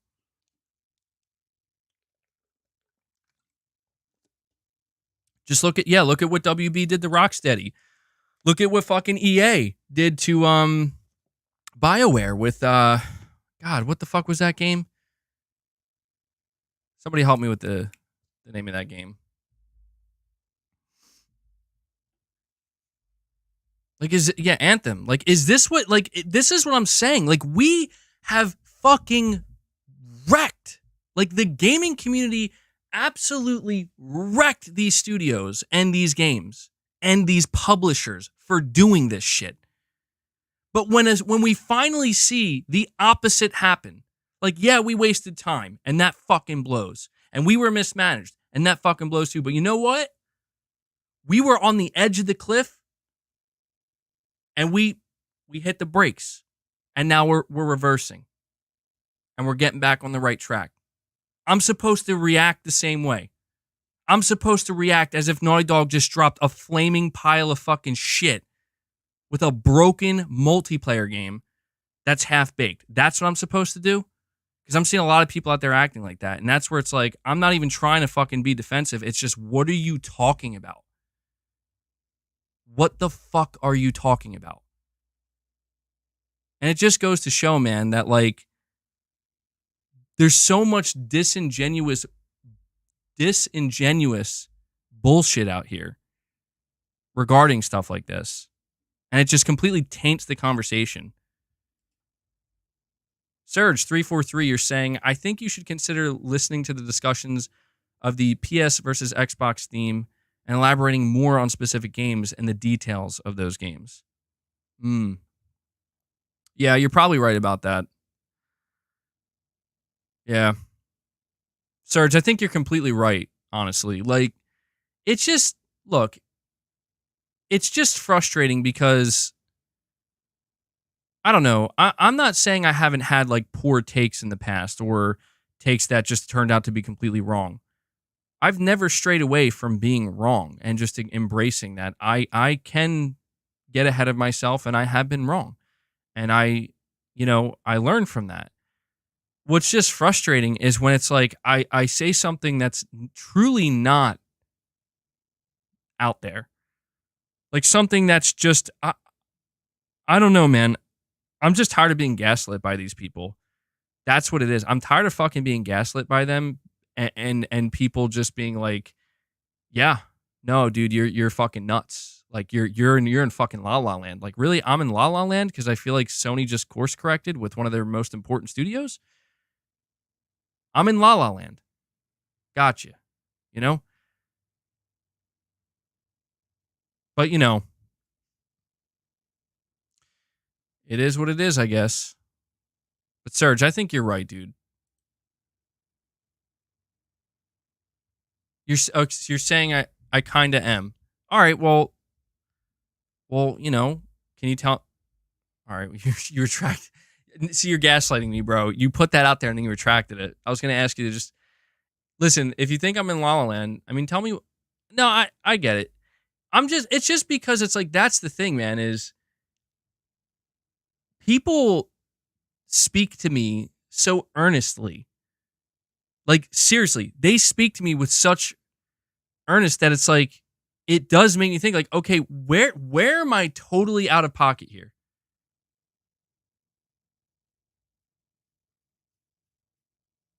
I'm gonna read it. I'm gonna read my reply again, and I want, because that's the thing.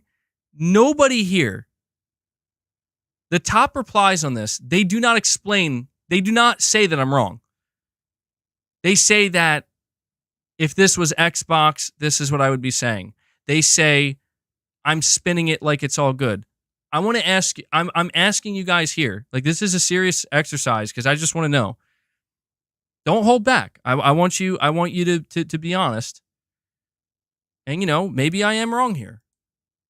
I'm going to read it again, and you tell me where in the statement am I being a fanboy that is trying to spin it it's purely a positive thing. The Last of Us multiplayer game officially being canceled is sad, but the fact it was done so Naughty Dog could continue to produce single-player games is ultimately good. They confirmed new single-player games are in development. The mismanagement is clear, but this is a course correct. I'm serious. You're saying right there. Which part? Dark Horse is like, stop! That's the part! That's the fucking part, bro! I'm serious. I'm curious, because I am, this is what I'm saying. Like, I'm willing to listen, and I'm willing to, if I'm not saying I'm going to agree, but I just want to know. Maybe just look at what you said about Redfall. About Redfall. But that's the thing, though, dude. Is that what I'm supposed to do? I'm supposed to react the same way I did for Redfall when the situation isn't the same. That's what it's oh my God, it's not the same, bro. That's funny. You're saying MBG because you were making it sound like The Last of Us was a guaranteed success and was a masterpiece game, so they shut it down, when in reality you haven't seen anything of the game. Well, that's a take I wasn't expecting. Well, that's on me. That is the fanboy in me. No doubt. Oh man, I'm fantasizing about how amazing this game's going to be. Not because it's PlayStation, but because, dude, I love The Last of Us gameplay. And yeah, I've never strayed away from that. That's why I'm so torn about this, because it sucks. You are the reason Sony is the way they are. That doesn't... Come on, man. I need you to articulate that a little bit more. I need you to explain a little bit. You are the reason why Sony is the way they are. Like, dude, listen, if I thought I had that much power over Sony, the shit that I would try to will into existence here, let me tell you. You're saying Sony is a joke now, DOA? Yeah, it's true. You're saying, bro, ignore these people. No, I know. That's the thing. Again, I plan to ignore, but I don't ever want to put myself into like a bubble where it's like, if I just I'll tune everything out. Because that's the thing. It's like, dude, I don't think I said anything out of pocket in that fucking statement, bro, that I put out. Like, I don't think there's anything out of pocket there. Like, the only thing I could see that somebody would say I'm wrong about or I'm fanboy about is how I say the fact that this was done so they could continue to produce single-player games is ultimately good. I think people look at that and they say, well, that's the fanboy. But it's like, am I wrong? That's the question. Ignore me as like, your interpretation of who I am. Am I wrong that this is ultimately a good thing? Like, ultimately. Keyword being ultimate, as in like bigger picture here. You're saying, yes, you are, because they're lying. Well, how are they lying? You're saying it's just your image and it will never change? Yeah, you're probably right about that too. And the contextual gamer, I'm sorry, man. You're saying not mad, but hilarious. Naughty Dog been doing nothing but trying to shove The Last of Us IP down our throat. And the one thing we actually wanted from it is Can, shaking my head. Yeah, that to me is truly the most painful part about this. You said course correct. So you see, I'm getting mixed signals here. I'm trying to. So hold on. You're saying one person's saying I'm wrong, or what I'm saying is wrong because Naughty Dog is lying. Somebody else is saying it's because I said it's a course correct. Well, okay. Well, my question to that is, what are they lying about, and how am I wrong about the course correct? I'm just trying to figure this out. Gothmog, you're saying it is a course correction. Well, that's what I'm saying. Like it literally is. And for me to say that it's a course correction also confirms or implies directly that they were off course and they were fucking up or going in the wrong direction.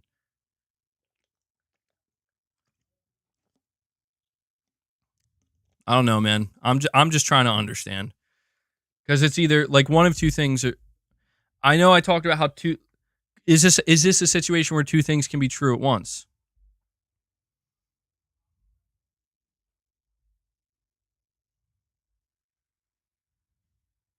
All right, now wait, hold on. Is that a good thing though? You're saying, but Sony has the balls to course correct. You're saying Xbox had the opportunity to shut down Redfall and didn't. Again, the devs didn't want that game to come out. Yeah, actually, I didn't even think about that. I didn't even fucking think about that. See, I appreciate you saying that because that didn't cross my mind, but that's absolutely true. That right there shows a massive difference.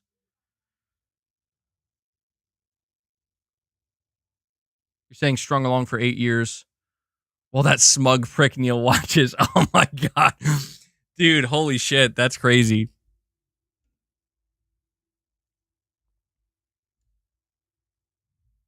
Yeah, I don't know. Single player games are expensive, especially The Last of Us. Sony was funding those games through Call of Duty. Now they can't. Y'all are asking for Sony's Doomsday. Well, I gotta admit, I'm finding more entertainment in this chat as with each passing minute because I do just some of these takes come out of nowhere. I love it. I love it. I'm not even saying they're all bad or anything. It's just it's the spontaneity. Is that how you say it? You're saying Halo didn't come out broken, but it was the most feature barren Halo released. It had less features than any Halo before it.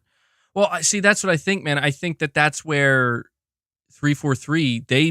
I think it was obvious they bit off more than they could chew as well. Where they wanted to have this big fleshed out campaign and a full blown live service, and it was just like, well, compromise has to be made here to make both of those things happen, especially with a game with a budget this big and we have a time frame we want to hit.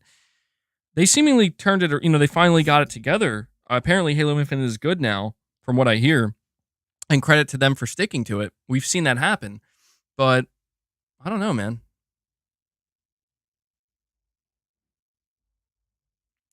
Don't be surprised if after SIE takes over Bungie, they will be fully in charge of producing The Last of Us Online. Dude, I don't know. It's true they didn't say it's canceled, but I just don't know, man. I just don't know. Yeah, I'm just trying to figure this shit out, bro, because I don't know. I guess I'm just trying to say, I think my evaluation of this situation, I don't want to say it's like 100% correct, but I just don't like, just to defend myself here a little bit, because frankly, I hardly defend myself because I don't think it's that important. But in this case, I am going to defend myself a little bit. Like, I don't think I'm out of pocket or like somewhere out in space or being over the top I don't think I'm downplaying it. I don't think I'm overplaying it. I think I'm running the gamut because that is what the situation requires.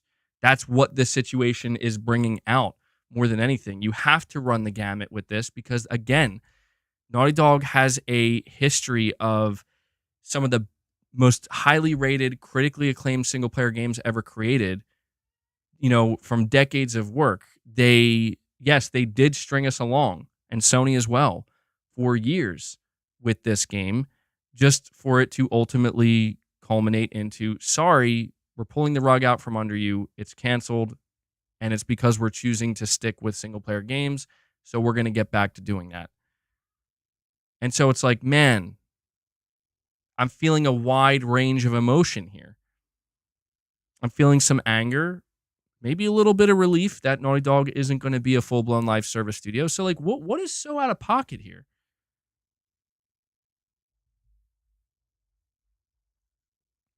You're saying Arcane had a history too. You don't mention that. Well, here's the thing. we're talking about Arcane Austin, if I believe, which is a separate studio from Arcane Lion. You tell me if I'm wrong about this, because this is where, again, I could be misunderstanding. Arcane Lion is the studio that has the critical acclaim and is looked at as the talented powerhouse studio. Or Leon, is that how you say it? Sorry, I keep saying Lion. I know, Leon. There we go, Leon. And Arcane Austin has not really had that kind of prowess or history, and they're a little bit more shaky. If I'm wrong about that, let me know. But that's my understanding of it. Sony will be an app. The PlayStation 6 will be comparable to a Fire Stick. Maybe like the PlayStation 7 or 8. I don't know about the PlayStation 6. Austin did the new Prey. Austin has a ton of talent. Interesting. Okay. Well, all right. So if you're trying to paint the picture that I should compare this situation to Redfall, then even then, Sony, then I don't say this in an arrogant way. Even then, I'm still correct then, because Sony just did what Microsoft didn't, or what Bethesda didn't, which is Sony canceled the game that they knew either A, wouldn't be good, or B, they can't support properly. And they told the studio that has a history with a very different type of game to go back to making that, or they decided to go back to making that. Whereas with Redfall, Microsoft said, no, or Bethesda, whoever was in charge at the time, just says, no, we're going to release it anyway. We know that this game is not where it needs to be. We know that this isn't the type of game that they are known to make. And we are even seeing some developers express that they don't even want this game to release, but we're just going to do it anyway. So if we are comparing, like, this is apples to apples here, which I still don't think it is, but if we are, Microsoft still loses that battle or that argument. That doesn't mean Sony is golden, certainly not, but it's like, one clearly made at the end of the day. Like we're talking ultimately here. Ultimately, they made the wrong decision to release Redfall. And it seems like ultimately, again, it's tough, because it's like, well, in making the decision to not release The Last of Us multiplayer, we can't see it.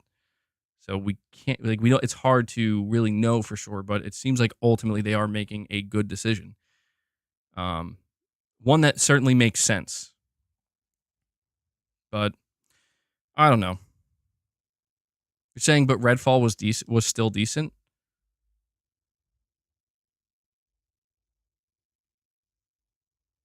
I'm not going to comment on that.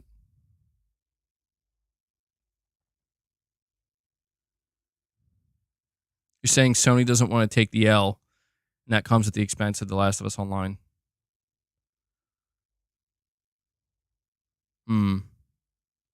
Dude, I cannot wait for the gameplay to leak. It's gonna happen, dude. It has to. At some point, everything at Naughty Dog leaks. The gameplay is gonna leak, and I can't wait till it does, because what you're saying could be true. We could see that gameplay leak, and it's like, oof, this looks bad. Like, this is not it. And if that's what we see, okay, you're trolling. I can't even tell, dude. In case you can't tell, I can't tell anymore. But if it looks bad when the gameplay leaks, it's like, okay, yeah, Sony didn't want to take that L, or Naughty Dog. They both didn't. They shook on it. They're like, we're not taking this L. The L we're about to take right now with this write-up, nothing compared to the L we'll take if we release this hot steaming pile of garbage. But if it comes out and it looks really good, see, that's what I want to know, and I'm eager to see. Okay, I want to know if this game was actually fucking awesome. Because if it was, holy shit. Like that to me will be kind of mind-blowing. Where it's like, wow, they actually did the impossible. They made an amazing live service game and said, fuck it, we're not doing this. Which it would just be so mind-blowing, because I don't think that exists. So yeah, I do think maybe the odds are stacked a little bit against it. It's easier, Occam's razor in this case does dictate that the game was bad, hence why it got canceled. That is the most, logical, the most likely explanation. It is more unlikely that the game was incredible and still got canceled. But there is the way Naughty Dog's talking about it, and I think that's what somebody meant when they said earlier that Naughty Dog's lying. They could be, but we can't prove it either way. So I guess it's, I guess me and some other people are kind of at odds here, but I am confident that the gameplay will leak at some point. I am. Because it would be wild if that's the only thing that never leaks from Naughty Dog. Everything else leaked. Everything else leaked, but not this, right? So if it doesn't, well, then I guess we'll just have to believe what we want to believe, right? Naughty Dog might have locked this shit down, though. They might have just locked this shit down. We have Alexander P. Guys, I want to see some W's flowing in the chat for Alexander P because he not only is keeping the membership train going, he upgrades his membership, or he becomes a member, actually. He re-ups his membership at Play Has No Limits. So the higher tier to show some extra support. So Alexander P, dude, thank you so much. Appreciate it. For that support, man. And thank you, guys. We are now at 29 members. 29 members. You crushed the goal. If you guys want to keep the membership train going, by all means, continue to do so. I know people greatly appreciate it. Helps my channel. Thank you for all of your support, guys. Benino with a $5 chat. You're saying MBG Sony needs to take the risk like Microsoft does. Why not? It's not cool to get more of the same. SOT, Grounded, Halo, Forza Horizon 5, and Minecraft are money printing. That's true. Yeah, I will give Microsoft that credit. They do deserve that credit, where it is risky to put out live service games. And Microsoft has seemingly been much more open to, for better or for worse, putting out games that could potentially just fucking die or just be bad. Maybe to a fault. Like, I think they crossed the line with Redfall. Like, I think a lot of people were like, Phil, bro, what the fuck? And even Phil came out and was like, that's my bad, guys. I mean, if you guys remember that interview, Phil was just like, yeah, he just was basically like, yeah, we shouldn't have released that shit. That's basically what he was communicating. And, but you are right. They have these other games like, Grounded is an interesting one. Grounded was one that I think was a surprise hit. I Sea of Thieves was barren at launch as well, but that made a comeback. They do have Forza Horizon and Halo Infinite's improving. And that's not counting like the big ones they bought. Yeah, there's failures too. Like Crackdown 3, Bleeding Edge. Yeah, so it seems like with a lot of risk taking in this area, you do also run the risk of ruining your reputation, at least in not in the long term, but in the short term. But if you do it enough, it can build up for long term. This is another reason why this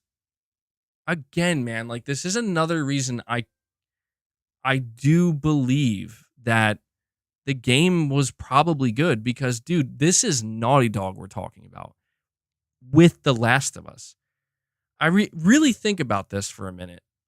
What would Naughty Dog have to do to make a multiplayer Last of Us game be bad? I mean, like bad. Like bad is like, oh, this is going to get like a 6 or 7 out of 10 bad. What would they have to do? I mean, the template is right there.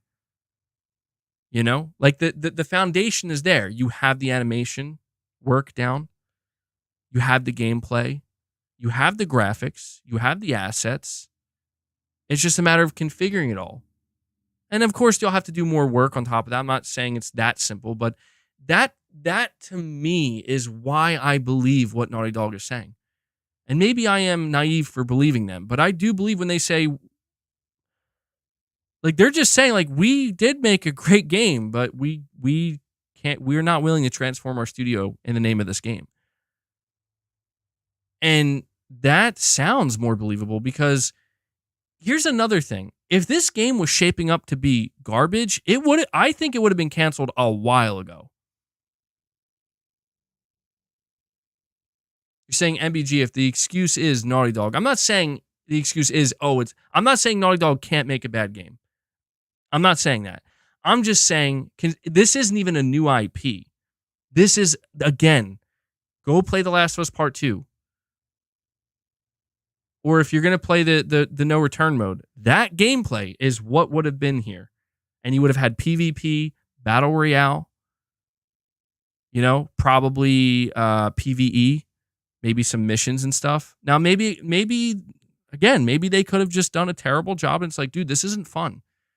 This actually doesn't translate nearly as well as we thought. It could be that. But, again, it's just like, but how? Like, the gameplay is sound. It's solid. They have a multiplayer that's out right now that you can play with The Last of Us Remastered. That's good. It's good. It's old at this point, but it's still good. It works competently. So I am more inclined to believe that, yeah, I think that they didn't want to transform their studio, bro. I got a second, clearly I got a second wind with this stream here. I thought I was going to be ending it like over an hour ago.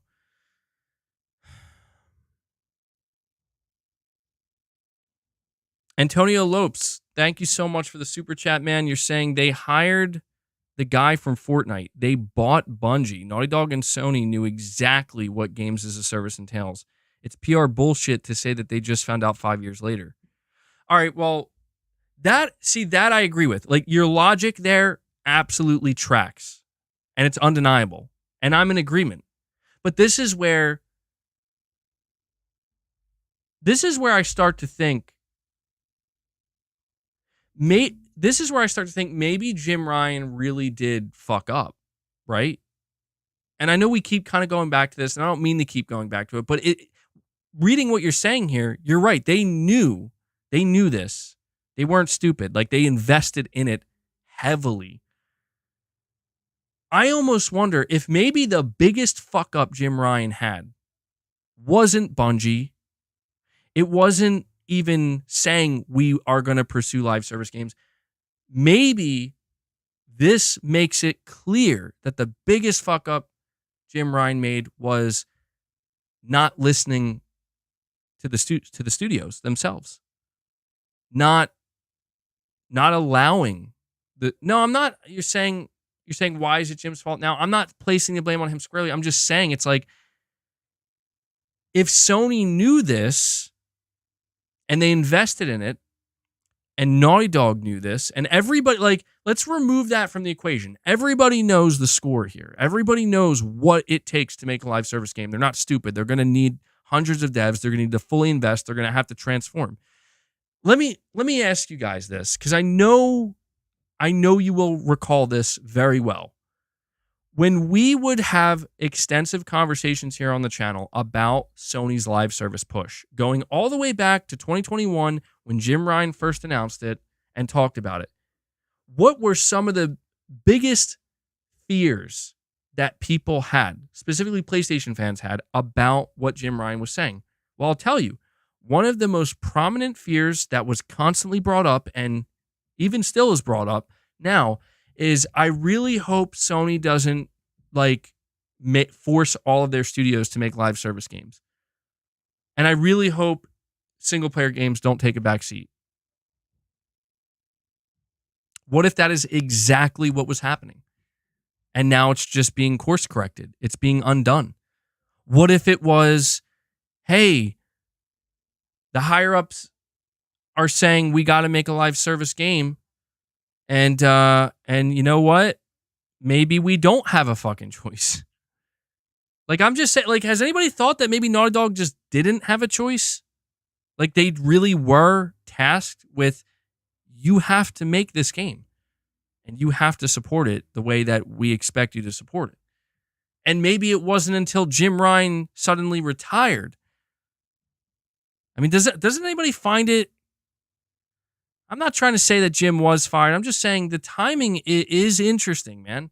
Like, you can't deny the timing lines up where Jim's retired all of a sudden, abruptly, and Connie Booth, who's been there for like 30 years, fired apparently.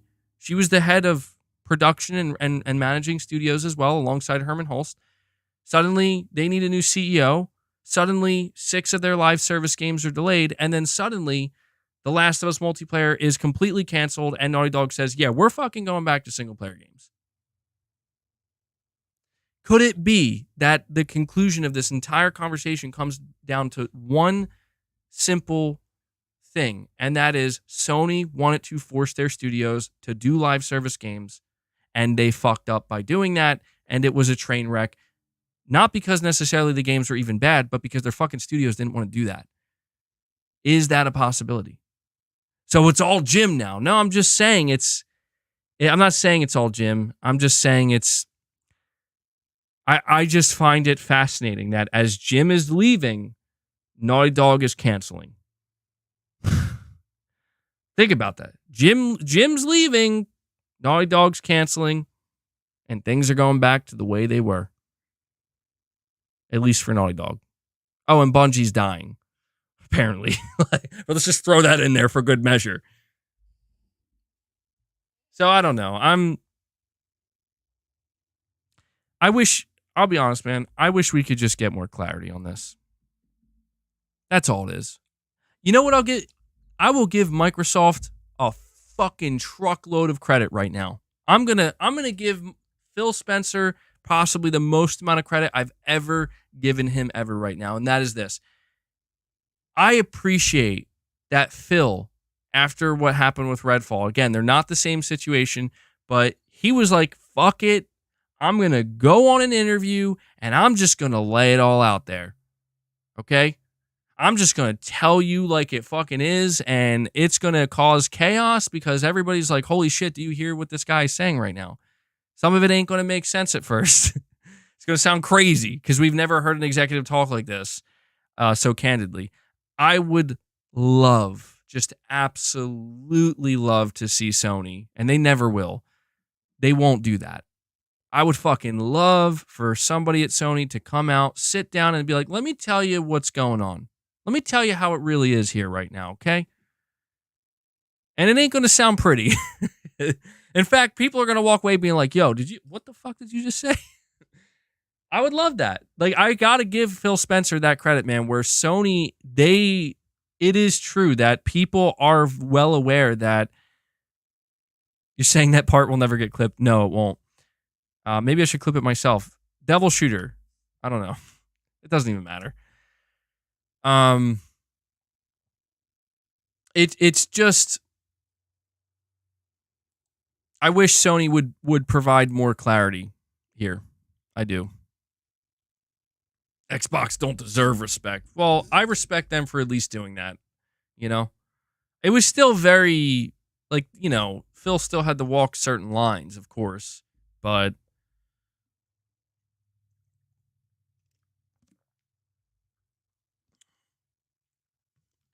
Feral Flame, I'm sorry, man.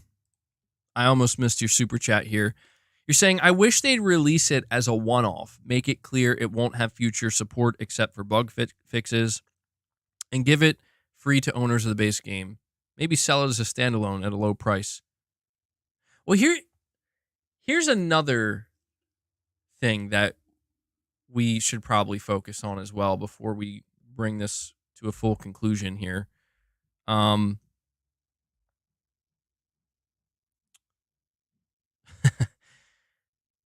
See, I like what you're saying here, Feral Flame, and I would love that.